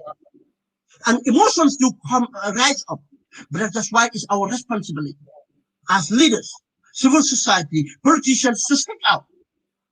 And the lack of speaking out is creating a vacuum. That's why some people are jumping onto the vacuum. If you create a vacuum, people will occupy it. Yeah. If we, the inter-party, have come out, institutions have come out, the police have come out to warn against illegal practice, the IEC have come out to warn against, this would have deterred. But we can, in fact, again, these are our people. We call them foreigners, yes, by sovereignty. They are our people. We can appeal to them not to break the laws of this country, not to undermine the peace and stability of our country. Let us continue to enjoy our coexistence, to benefit our country. The peace and tranquility is what benefits all of us, be it foreigner or not. Every Gambian was a foreigner once or ever. It depends what date it was. Brother Ben, I just want to interject there because some people might say this is xenophobic. You don't want people who are in the Gambia and all those things. But it will be pathetic for somebody from the West, knowing how the procedures and the process work here, how the process, and that same process, we have processes in the Gambia, no matter how you stay there, or no matter you come from Mauritania, or because Gambia is a haven for people, for hustlers. It's just Gambians going out to hustle outside, where there's all kind of, the sub-regional citizens that are coming to Gambia and have haven there, and they do more than Gambian most of the time. I think we give them more chances, more avenues to prosper and support them to the detriment of our own Gambian. But still, some people will hide in this cap of xenophobic and all those things. And when you come to tribalism, sometimes I convince myself it's just a cheap argument, because all of us are melons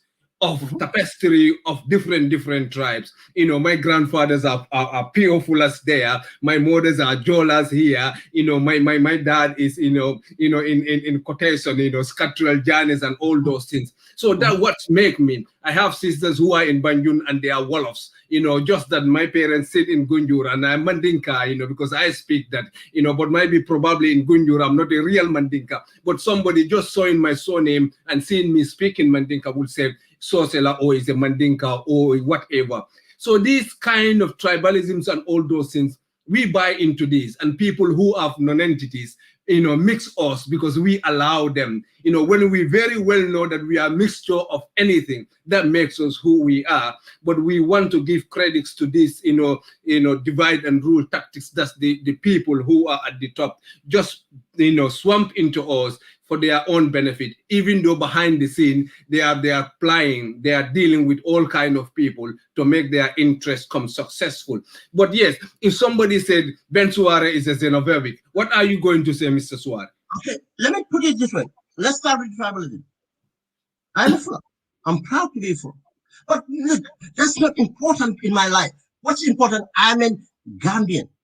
It comes first. Look, let even people think something else. My religion doesn't even come first.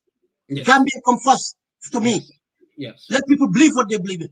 That's true. Because I hold a Gambian Christian as a brother, or a sister as a Gambian Muslim.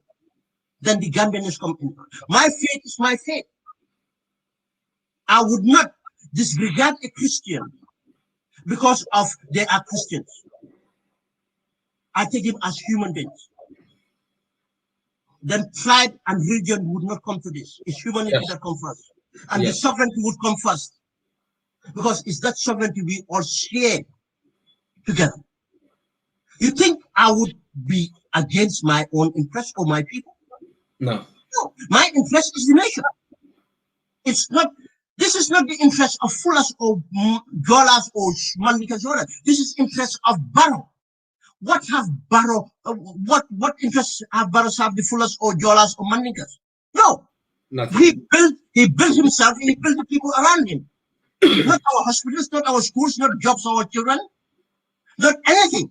Now, why should we argue that this is about tribalism? No. It's not one. Two, xenophobia. No. I forgot, one of the areas they look at, that was they wanted to do a speedy naturalization process. We stopped that. I'm not going to say how we stopped that, but we stopped that. They wanted to do an industrial scale of naturalization. I am not against people naturalizing by going through the right process. Yes. The rule of law has to be the same. I will encourage, I will support anybody that chooses to naturalize anywhere they choose. That's their right. We have a constitution. That constitution makes it very clearly how to become a Gambian. If you feel like that you love this country, or you feel like that's what you want to do, I support that. I applaud that, in fact, if you choose to do that. But not on the bad way, because of someone wants you to vote for them. This is about voting. It's not about the person. It's not about the tribe. Give you an example here. The same people who are just doing this argument, they know. You see, what I don't like is someone knowing that what they're saying or doing is not right or true.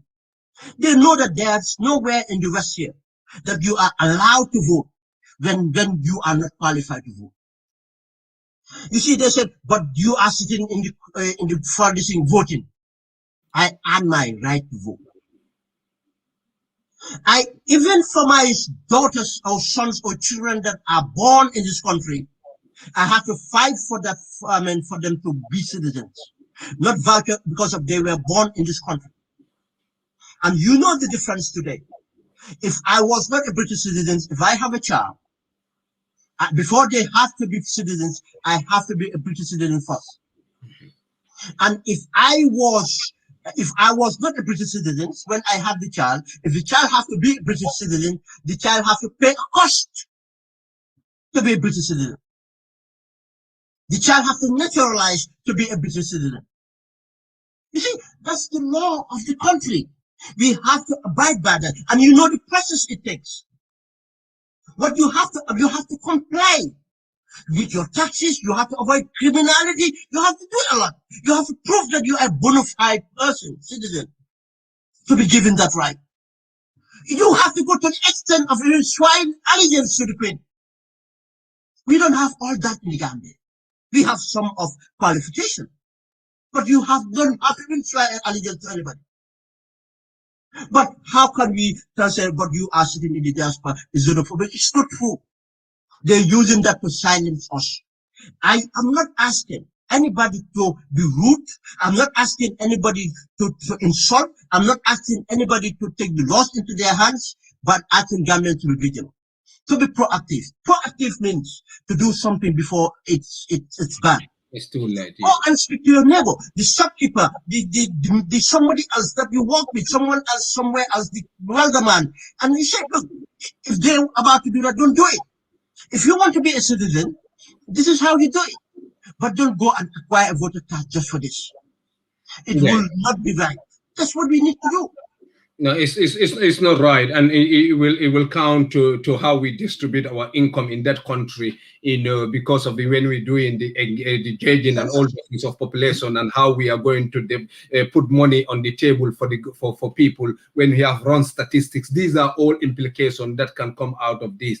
Brother Ben, we're going to wrap up very soon because we started 8 o'clock and it's almost going to be about nearly 1 hour 40 minutes. But you're right. You said, Barrow is learning very late that leopards don't change their sports. I like this. That's why I bring it up.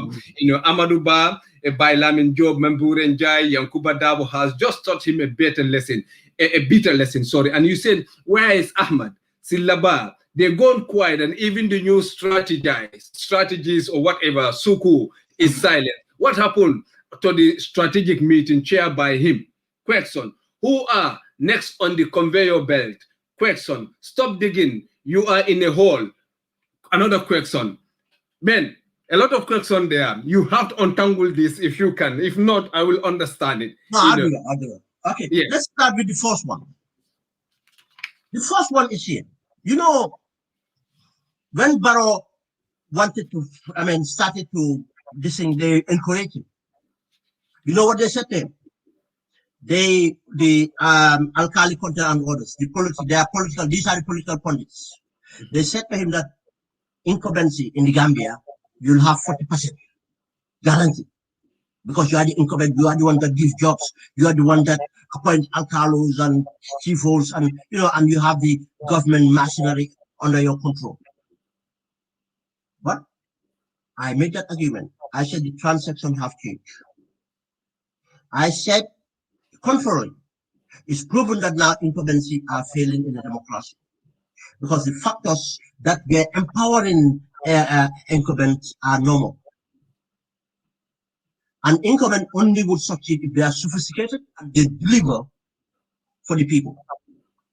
But if you come out from a dictatorship, you need to reform. And if you say that you're going to adopt a strategy of opportunism and corruption, then what you have is incompetence. If you apply incompetence with corruption, what do you have? Disaster. Disaster, yes. You see, people think it's something I prophesize. No, it's based on logic, facts. I said you will be disappointed. What transaction changed? Let's look at the history. Sierra Leone, an incumbent failed. Liberia, an incumbent failed. Senegal, incumbent failed many times. Let's go on. Guinea-Bissau, incumbent failed. Let's go on. We can go on. Even Europe. Then it's a but why do you think, what are the factors, especially coming to Africa? In Ghana, do you know the factors? One, the media, social media. There's no monopoly of information anymore. In fact, the information now is in the hands of the youth because they are the people who will be using more active on social media and they can take part. That's why we see that when we took up the dictator, if it was not the era of social media, technically it would not have happened. It will not, yes. But you have the presence of social media in all the social changes, be it the Arab Spring, be it social movement, Black Lives Matters, be it the latest, you guys know him, the footballer that changed government policy. Rashford, yes. Rashford. Yes. You think if social media didn't happen, Rashford would have done that? No. You see, that's the fact. Now, once there's no monopoly on this thing. Now, nobody cares about television or GRTS because we use this to interact. We need few characters. We need a voice note. Even not the educated, you go to provinces now, they all listen to voice note. Yes. You see, the opportunity Jawaras have and other people have, this government does not have that to monopolize. If you use it right, if you do the right things, obviously you benefit on social media. If not, people challenge you. One. Two, the youth population. Africa is a youthful population. That's why even COVID, we survived the COVID and have not been hit that badly because of over 60% of the population are youth. Now, youthful population, they aspire to see transformation. And if you have incompetence and corruption, you will not have transformation, especially coming from a dictatorship. You cannot just win them on rhetoric. You cannot just win them on personality. You have to deliver. Deliver something that impacts their life. It's not elephant projects, white elephant projects. Yeah, that failed. Now the youths. Now, if the youths plus social media are a factor, you see where it's going again. Now, the other thing is the influencers. Now we all have what we call social influencers. We all know that social influencers on now, they are the biggest marketing tools we have on social media again. You see, the transactions is no more the alcalo. The alcalo in Gunju is no more influential than hundreds of Gambian diasporans you have from Gunju. Be the chief of the district. It's not influential for, you see, that's how it works out. Now, if any leader can lead and influence the social influencers, those social influencers will do the transactions for you. And that transaction will cut the cost of financing a campaign and will bring the people direct and mobilize it to you. That's why any strategies, political strategy will tell you that you have to attract social influences in order to do this transaction right. Now then what the advantage does the government have? The government has to deliver, and deliver what? Not white elephant projects, but in something that impacts. If Barrow has today created thousands of jobs, feel good factor, security, reforms, and everything else, it's going to be difficult to get him, yes, to fight him on the basis on trust on these things, because those things are very valuable. But how many people take that? People are more after what goes to their stomach, how they go to sleep, to bed, and stuff like that. It's the bread and butter politics that they would be after. Then the politicians fail. The other thing was the infrastructure for projects. They made him believe. You remember the latest project, the latest Hakalang projects, the bucket projects. Yes. Yeah, this what was called the political projects. I had a discussion with one of them, saying me, no, now Barrow's going to win because this is going to be politics of projects. I laughed. The impact. And now Barrow have failed because of it disregarded all the agreements with the people, agreements with international donors. There's no development plan. And you see, national development plan is not in existence now. He's doing a Barrow plan. Now that failure, what it ensures that he haven't got the funding. He cannot access credit and everything from the outside. Now he have to go for domestic. But when you go for the domestic market, what you do is you are fueling inflation because you're borrowing and you creating scarcity of funds that will go to entrepreneurs and others who would be doing productive activities in order for government to raise taxes and create jobs and others. Now you are like the government was his own enemy. They encourage him, let's go and build roads. Encourage him, let's go and build markets. Encourage him and do this. On the whole, Barrow don't understand. Yes, Barrow knew that those projects, he was going to get kickbacks, Barrow. But Barrow didn't know that. Bailamin Job, Mamburenjai, and others were getting more from the kickbacks than him. Right now, he is in disarray. He dare not sack the finance minister. He dare not sack the works minister. He dares not sack Ahmadba. He dares not sack anybody because he's a lame duck. But now he realized that these people even become wealthier than him by accepting these projects. But not only that, these people's projections were wrong because of what GRA told him that they're going to raise and how this thing's going to be financed. It's not did not work out. Now I reported again before that meeting happened. Yeah. I said that the next day there was going to be a meeting between the GRA and the Yankuba Dabo, Mamboure Ndiaye, and the governor of Central Bank. And the meeting is because of they cannot find the cash to continue their projects. Now they are going to find a way to do that. And guess what? After a few weeks, what happened? The central bank governor come out to say that he was kind of liberalizing things more so that the government can go and access funds from the commercial banks. They are digging more holes for themselves. That's what I mean. Stop digging. They're digging more holes for themselves because they want to actualize these projects, thinking that the projects would give them a capital, political capital to win. Now, Barrow have found out that the incumbency story is wrong. It was fake, it's a lie. All these people wanted to be advisors to be something, money to come to them, and they shall spend that money. Now, he shall find out that the infrastructure projects are not viable. They cannot be financed in that way. And financing that way, in fact, is causing me more problems. That's why the price of rice is going up, price of sugar is going up. Because of what? Have you realized recently the amount of tax been increased by GRA in order to pay for it? And if you increase the tax on other transactions, that would be passed on to the consumer. If you say that, look, rice is not taxed, but you are taxing the other, you're taxing petrol. If you tax petrol, it affects everything we do. If you tax other things, the transaction, this thing. And if I have a shop, you think if I sell one mobile phone a month, you think I'll put the cost, I'll try to recover it from a mobile phone? No, because I know I will sell rice every day. Now I add onto rice for the transaction cost because I sell rice every day, I sell bread every day. The basic necessities people need, not what people want. That's where the cost will be affected. Because if I increase the price of the mobile would not be sold in a month. Now it's be sold in 2 months. I'll lose profit.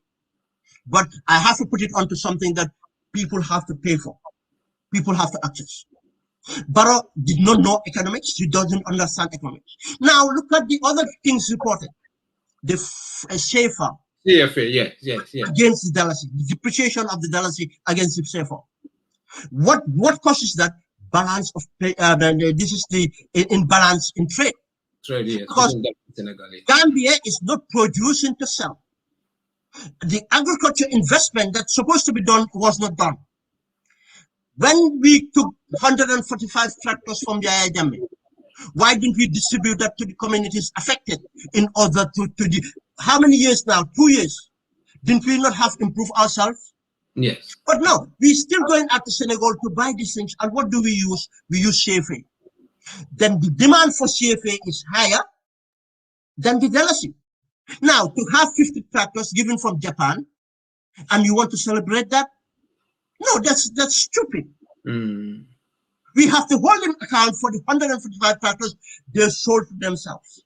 And then, Brother Ben, before even the election, after the 150 tractors went into thin air, they replaced them with donkeys, with donkeys. Could you imagine, And let me come onto the second post about Suku, Ahmad Basuku and all.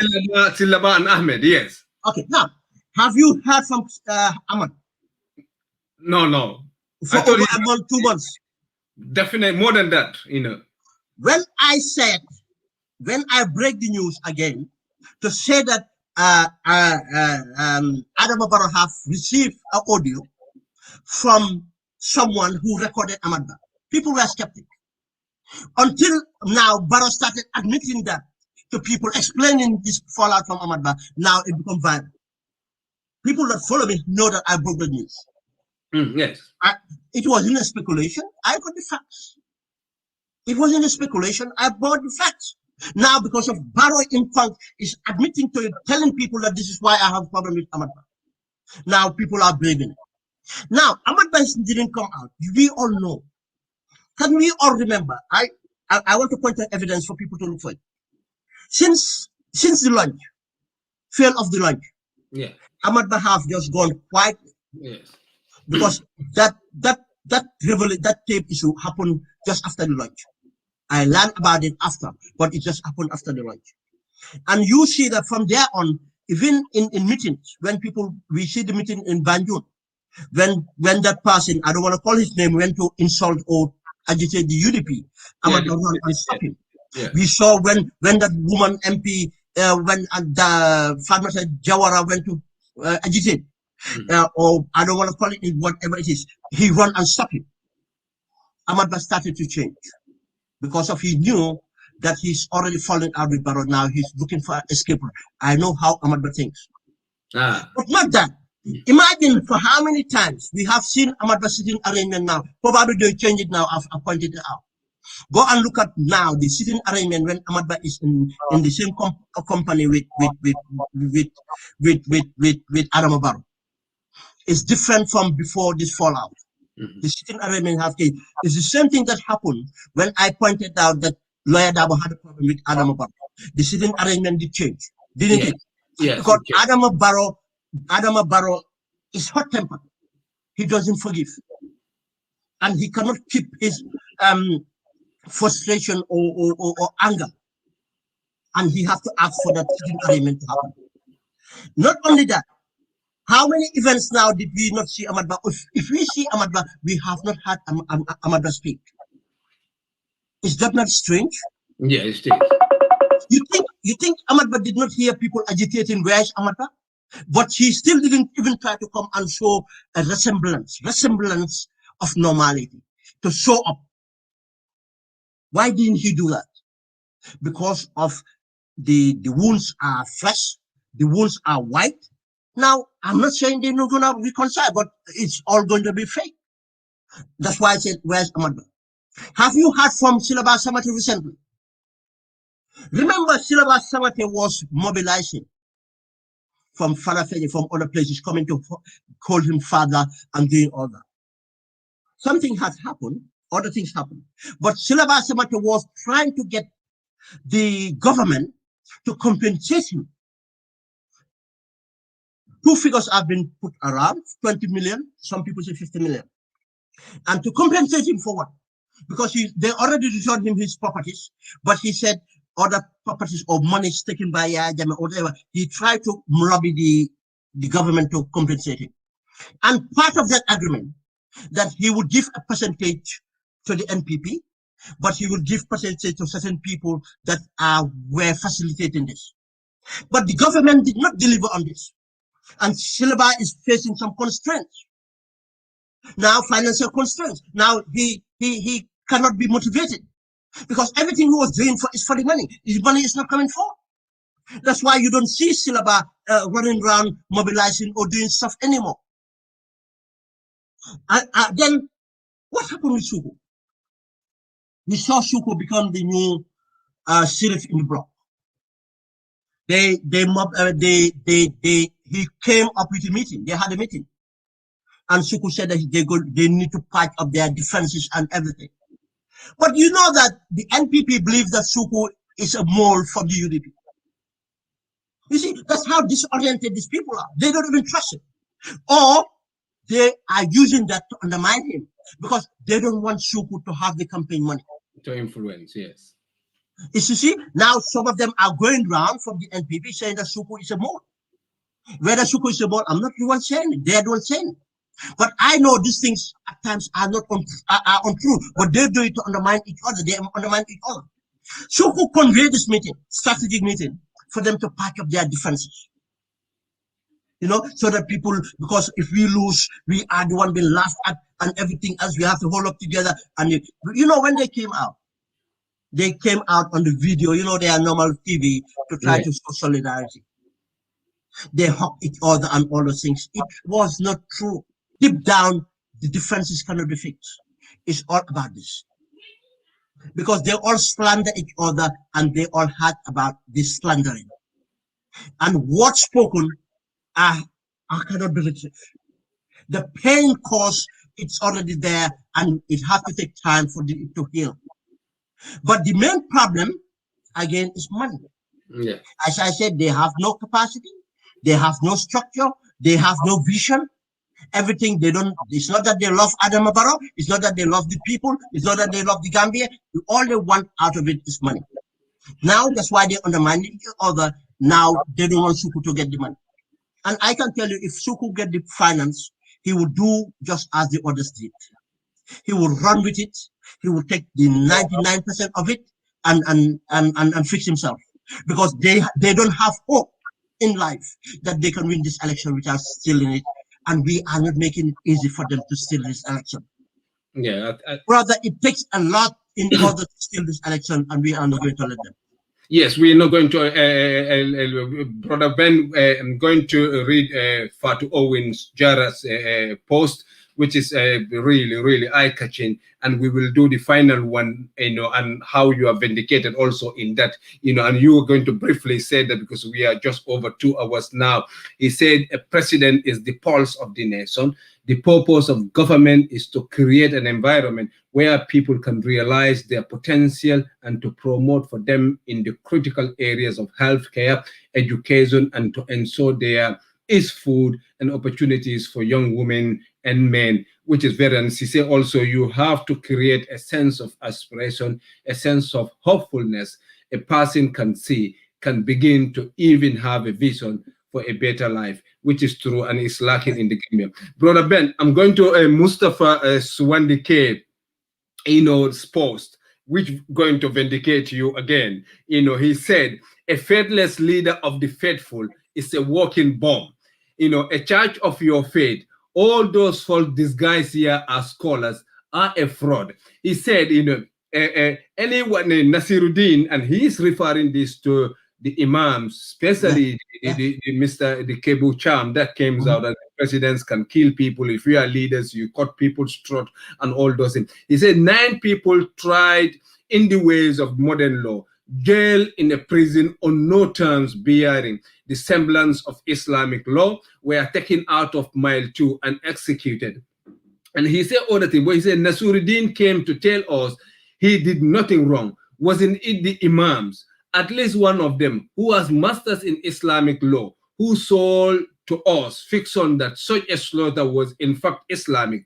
The only imam in the whole of the Gambia who openly said the killing was not based on Islamic law was Babali. The rest either agreed or openly lied to support it, or went into silence or out of fear. Is there anyone who kills, pilfers people resources, and destroy future of his country is not a man of faith, nor is anyone who stood by such a person. Being a faithful is being truthful. Being faithful is being dispassionate in assessing the facts in front of you. But another one is, he said, but when he informed them of the 500K, when he gathered the Islam, the imams and all the state house in the back, they all took off clapping, chorus sounds of Allahu Akbar. What is Allahu Akbar about money? This is a fantastic piece. But you came, some years back and talk about Kebu Cham, and he did it again. Go ahead briefly, Mr. And what is motivating some of these, fanatical leaders who are brief of knowledge? Because anybody who can sing good voice and all those things about the Quran, we think they are people of wisdom. We think we need to listen to them. But these people are empty. If they can come with such kind of assessment, and this has been going on, and Esafal allude at the fantastic conclusions that he made, the comma and all those things, that some of them were even spiritual water from Yahya Jammeh and wasn't their face with it. Go ahead. I give you this example. Thank you for bringing this forward again. You see, I don't wear my faith in my sleeves. I won't do that. But what Yahya created, we created a generation of intolerant people. Generation of intolerant people, especially when it comes to religion. Now, if you question any imam or question anything about the faith, they will attack you. When what actually happened that time, it was during the impasse. And so all of a sudden, a recording of Chebu Cham started to be played around. And I knew it was the APRC that released that recording. And that was kind of a support in the position of them. And I cannot remember exactly what it was. But it was something of sort that it needed for me to react to it. But I remember when I did. Some people said, he's an imam, you don't disrespect your orders. But what is of an imam? If that imam or an imam can disregard the life of these people, regardless of what they do, because of the money. And it's not only cable time. Remember 2016, the time we won the elections, 3 imams were in prisons for almost a year. None of these imams made a delegation to go and appeal to Jammeh even to let these imams out. And all the what offense did they do? Nothing apart from speaking the truth. Yes. We know about the imam of Karamo Ture from Birkama. Yes. Did the imam came out with solidarity? None. We know many imams. The first Imam Ratib Ablai Job, when he came out and cautioned the junta, and Sabali stood and insulted him. Technically, that's what I mean. Yes. To disrespect him with his delegation. When he said to him, you have to be threatened carefully. You see, when we allow that, that's when it went out. You see, when the imams not only did not speak against what my dear brother Mustafa talked about, they went to State House to acknowledge that the Nasruddin have done right. Yes. And inside them, they know it's not true. Yes. You see, I have seen them. Yahya Jammeh spoke to them in this manner. You see, at times, I don't blame when the people say, blame the people. No, I blame the leaders. Do you know why? Because in a society that we live in, people look up to the leaders. Yes. Because it's not a conscious society. When I saw Yahya Jammeh spoke to Council of Elders, Banyan Council of Elders, on Quality Day, and said to them that I am going to give you your salibo. And he was talking with his fingers like this. But if I catch anyone on any report that you have not done it right, and I saw Council of this elders saying to Yahya Jammeh, oh, no, it's not, laughing about it. Why does this person have the audacity to speak to you disrespectfully? Now, you think an ordinary, normal Gambian, humble Gambian in the streets of the Gambia see imams, council of elders, be spoken to like that by Yahya Jammeh, you think they will not accept something more? They will, yes. That's the example. I saw the Imam Ratib said to Yahya Jammeh, Hananga nyanal mo. You know what that means? You pray for us because anything you pray is accepted. Yes. Do you understand that damage that does to the people, mindset of Gambians? That an Imam Ratib have annulled it and accepted that Yahya Jammeh is a prophet. Now you expect the dictatorship on the people to be just be taken off like that. That's why I spoke out. I spoke out then and I speak out now. And I knew the lives of Chebucham, they are nothing apart from people that just want to walk around to do things and to benefit from. They don't believe in it. Because the statement he's made and recent statement he's making about the TRRC, about Yahya Jammeh,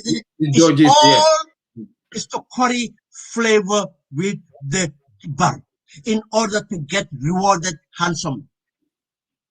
It's not because of they stood for the truth. Why are they not talking about the corruption in the country? Why are they not talking about the youth crime in the country? Why are they not talking about the availability of drugs in the country? Because everything would be holding the government accountable. They don't want to hold the government accountable. Now you want to tell me that person is more righteous than an ordinary Joe standing up fighting for that? Why are they not talking about the indignity in Gambians nowadays? Because of the poverty and sufferance. And they know the causes of this. Why are they not holding leadership? We all know what Islam said about leadership. Yes. The accountability, the responsibilities. Do you hear them talk about that? No. No, because that's not what the people in State House want to hear. They will not talk about that. But you see, if Gambians did not take these people seriously, you know, the last time he was held accountable, he withdrew and started to cry. Yes. But he continued. That's why I keep on telling Gambians to be very careful. Let us be a tolerant society. When they pick on the Ahmadiyas, we came out and spoke. When they pick on Christians, we will speak. Because we are the majority. The Sunnis are the majority. We should speak out.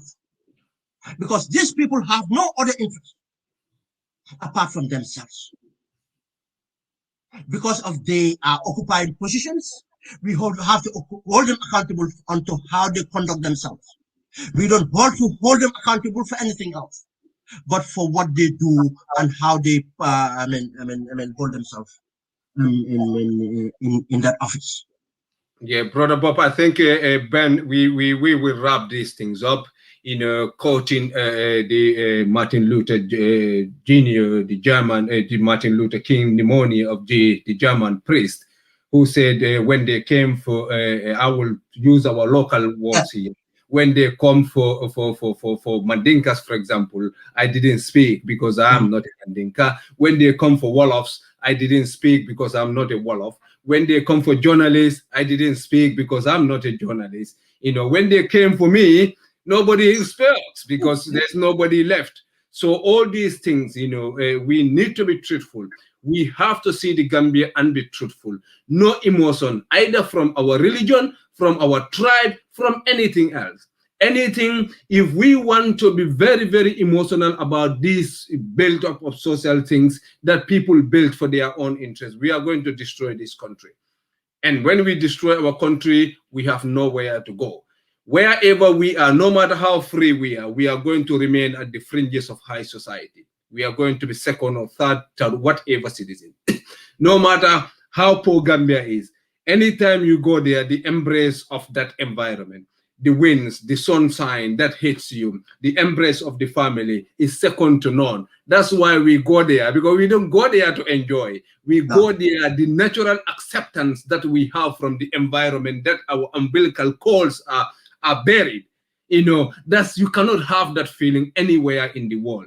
You can go to other European countries and enjoy. You can go to other European countries and have a good environment. Nobody hassle you. Nobody asks you for money. You can enjoy whatever you can have 1,000 times more than the Gambia. But there is something natural there that you cannot have anywhere in the world.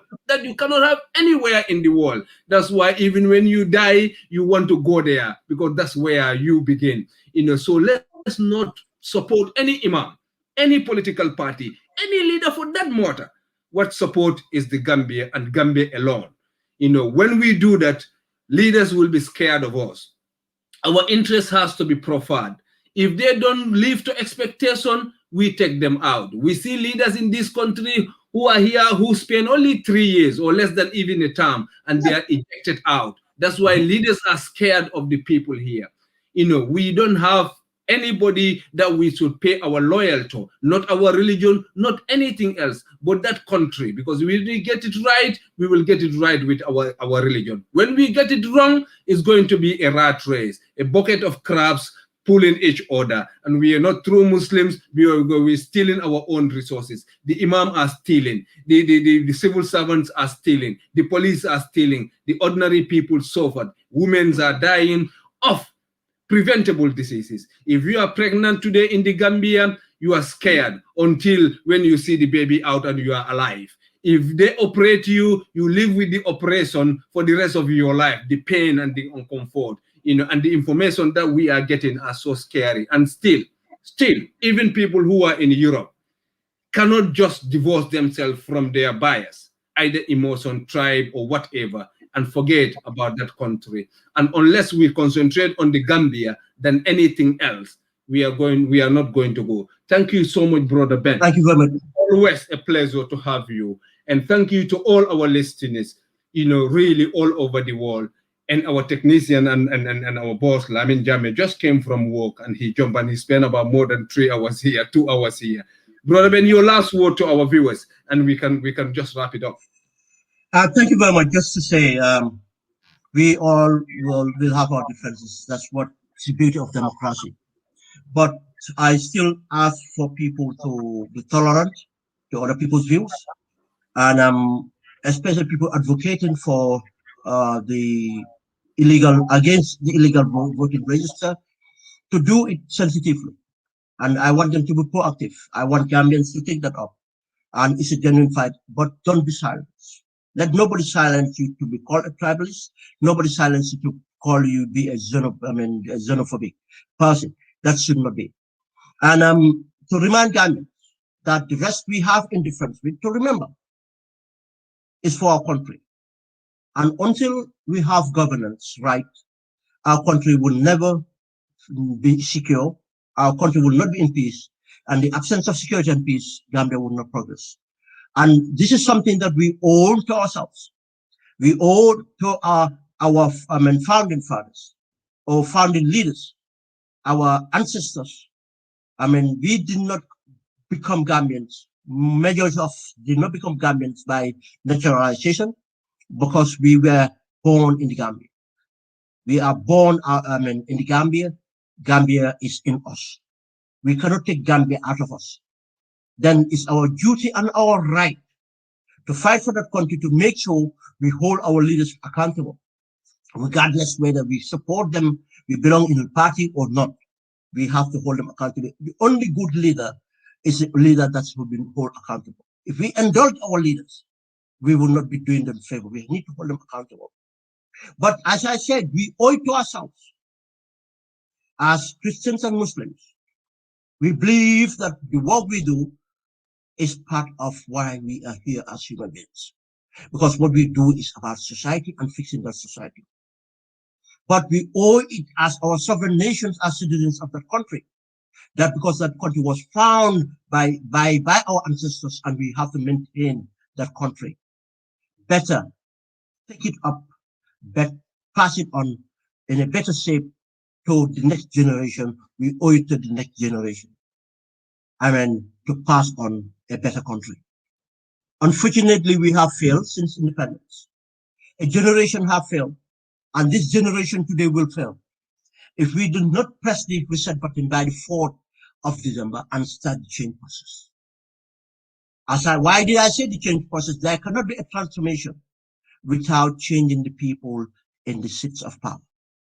And that will bring about change and will be important for Gambians to start to be used to change, not to embolden Adam Barrow. If we do, we are indulging him and he's going to perform worse for the next 5 years, and we might not even start the 5 years because the way this country is going is not sustainable. But if we ensure change, whoever shall come in, let us make sure we do a change that is informed. That person will be held accountable by a formidable opposition, by a vibrant civil society, and informed citizens, and to make sure they do the right thing. They might not be perfect, but they will be the start of the change process. And we'll continue and change them when the time comes democratically.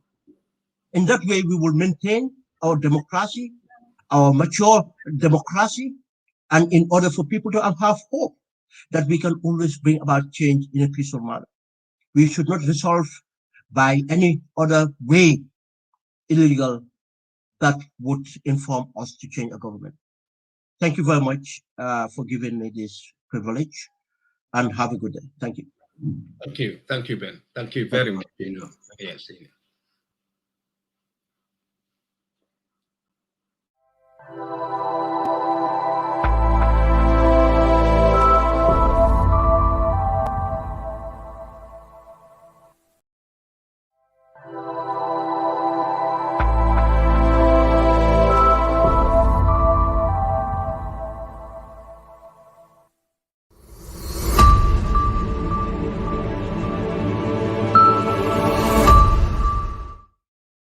The days of limited access to quality medications and healthcare services are long gone, with InnovaRx Global Health ushering in a new era of healthcare delivery in Africa.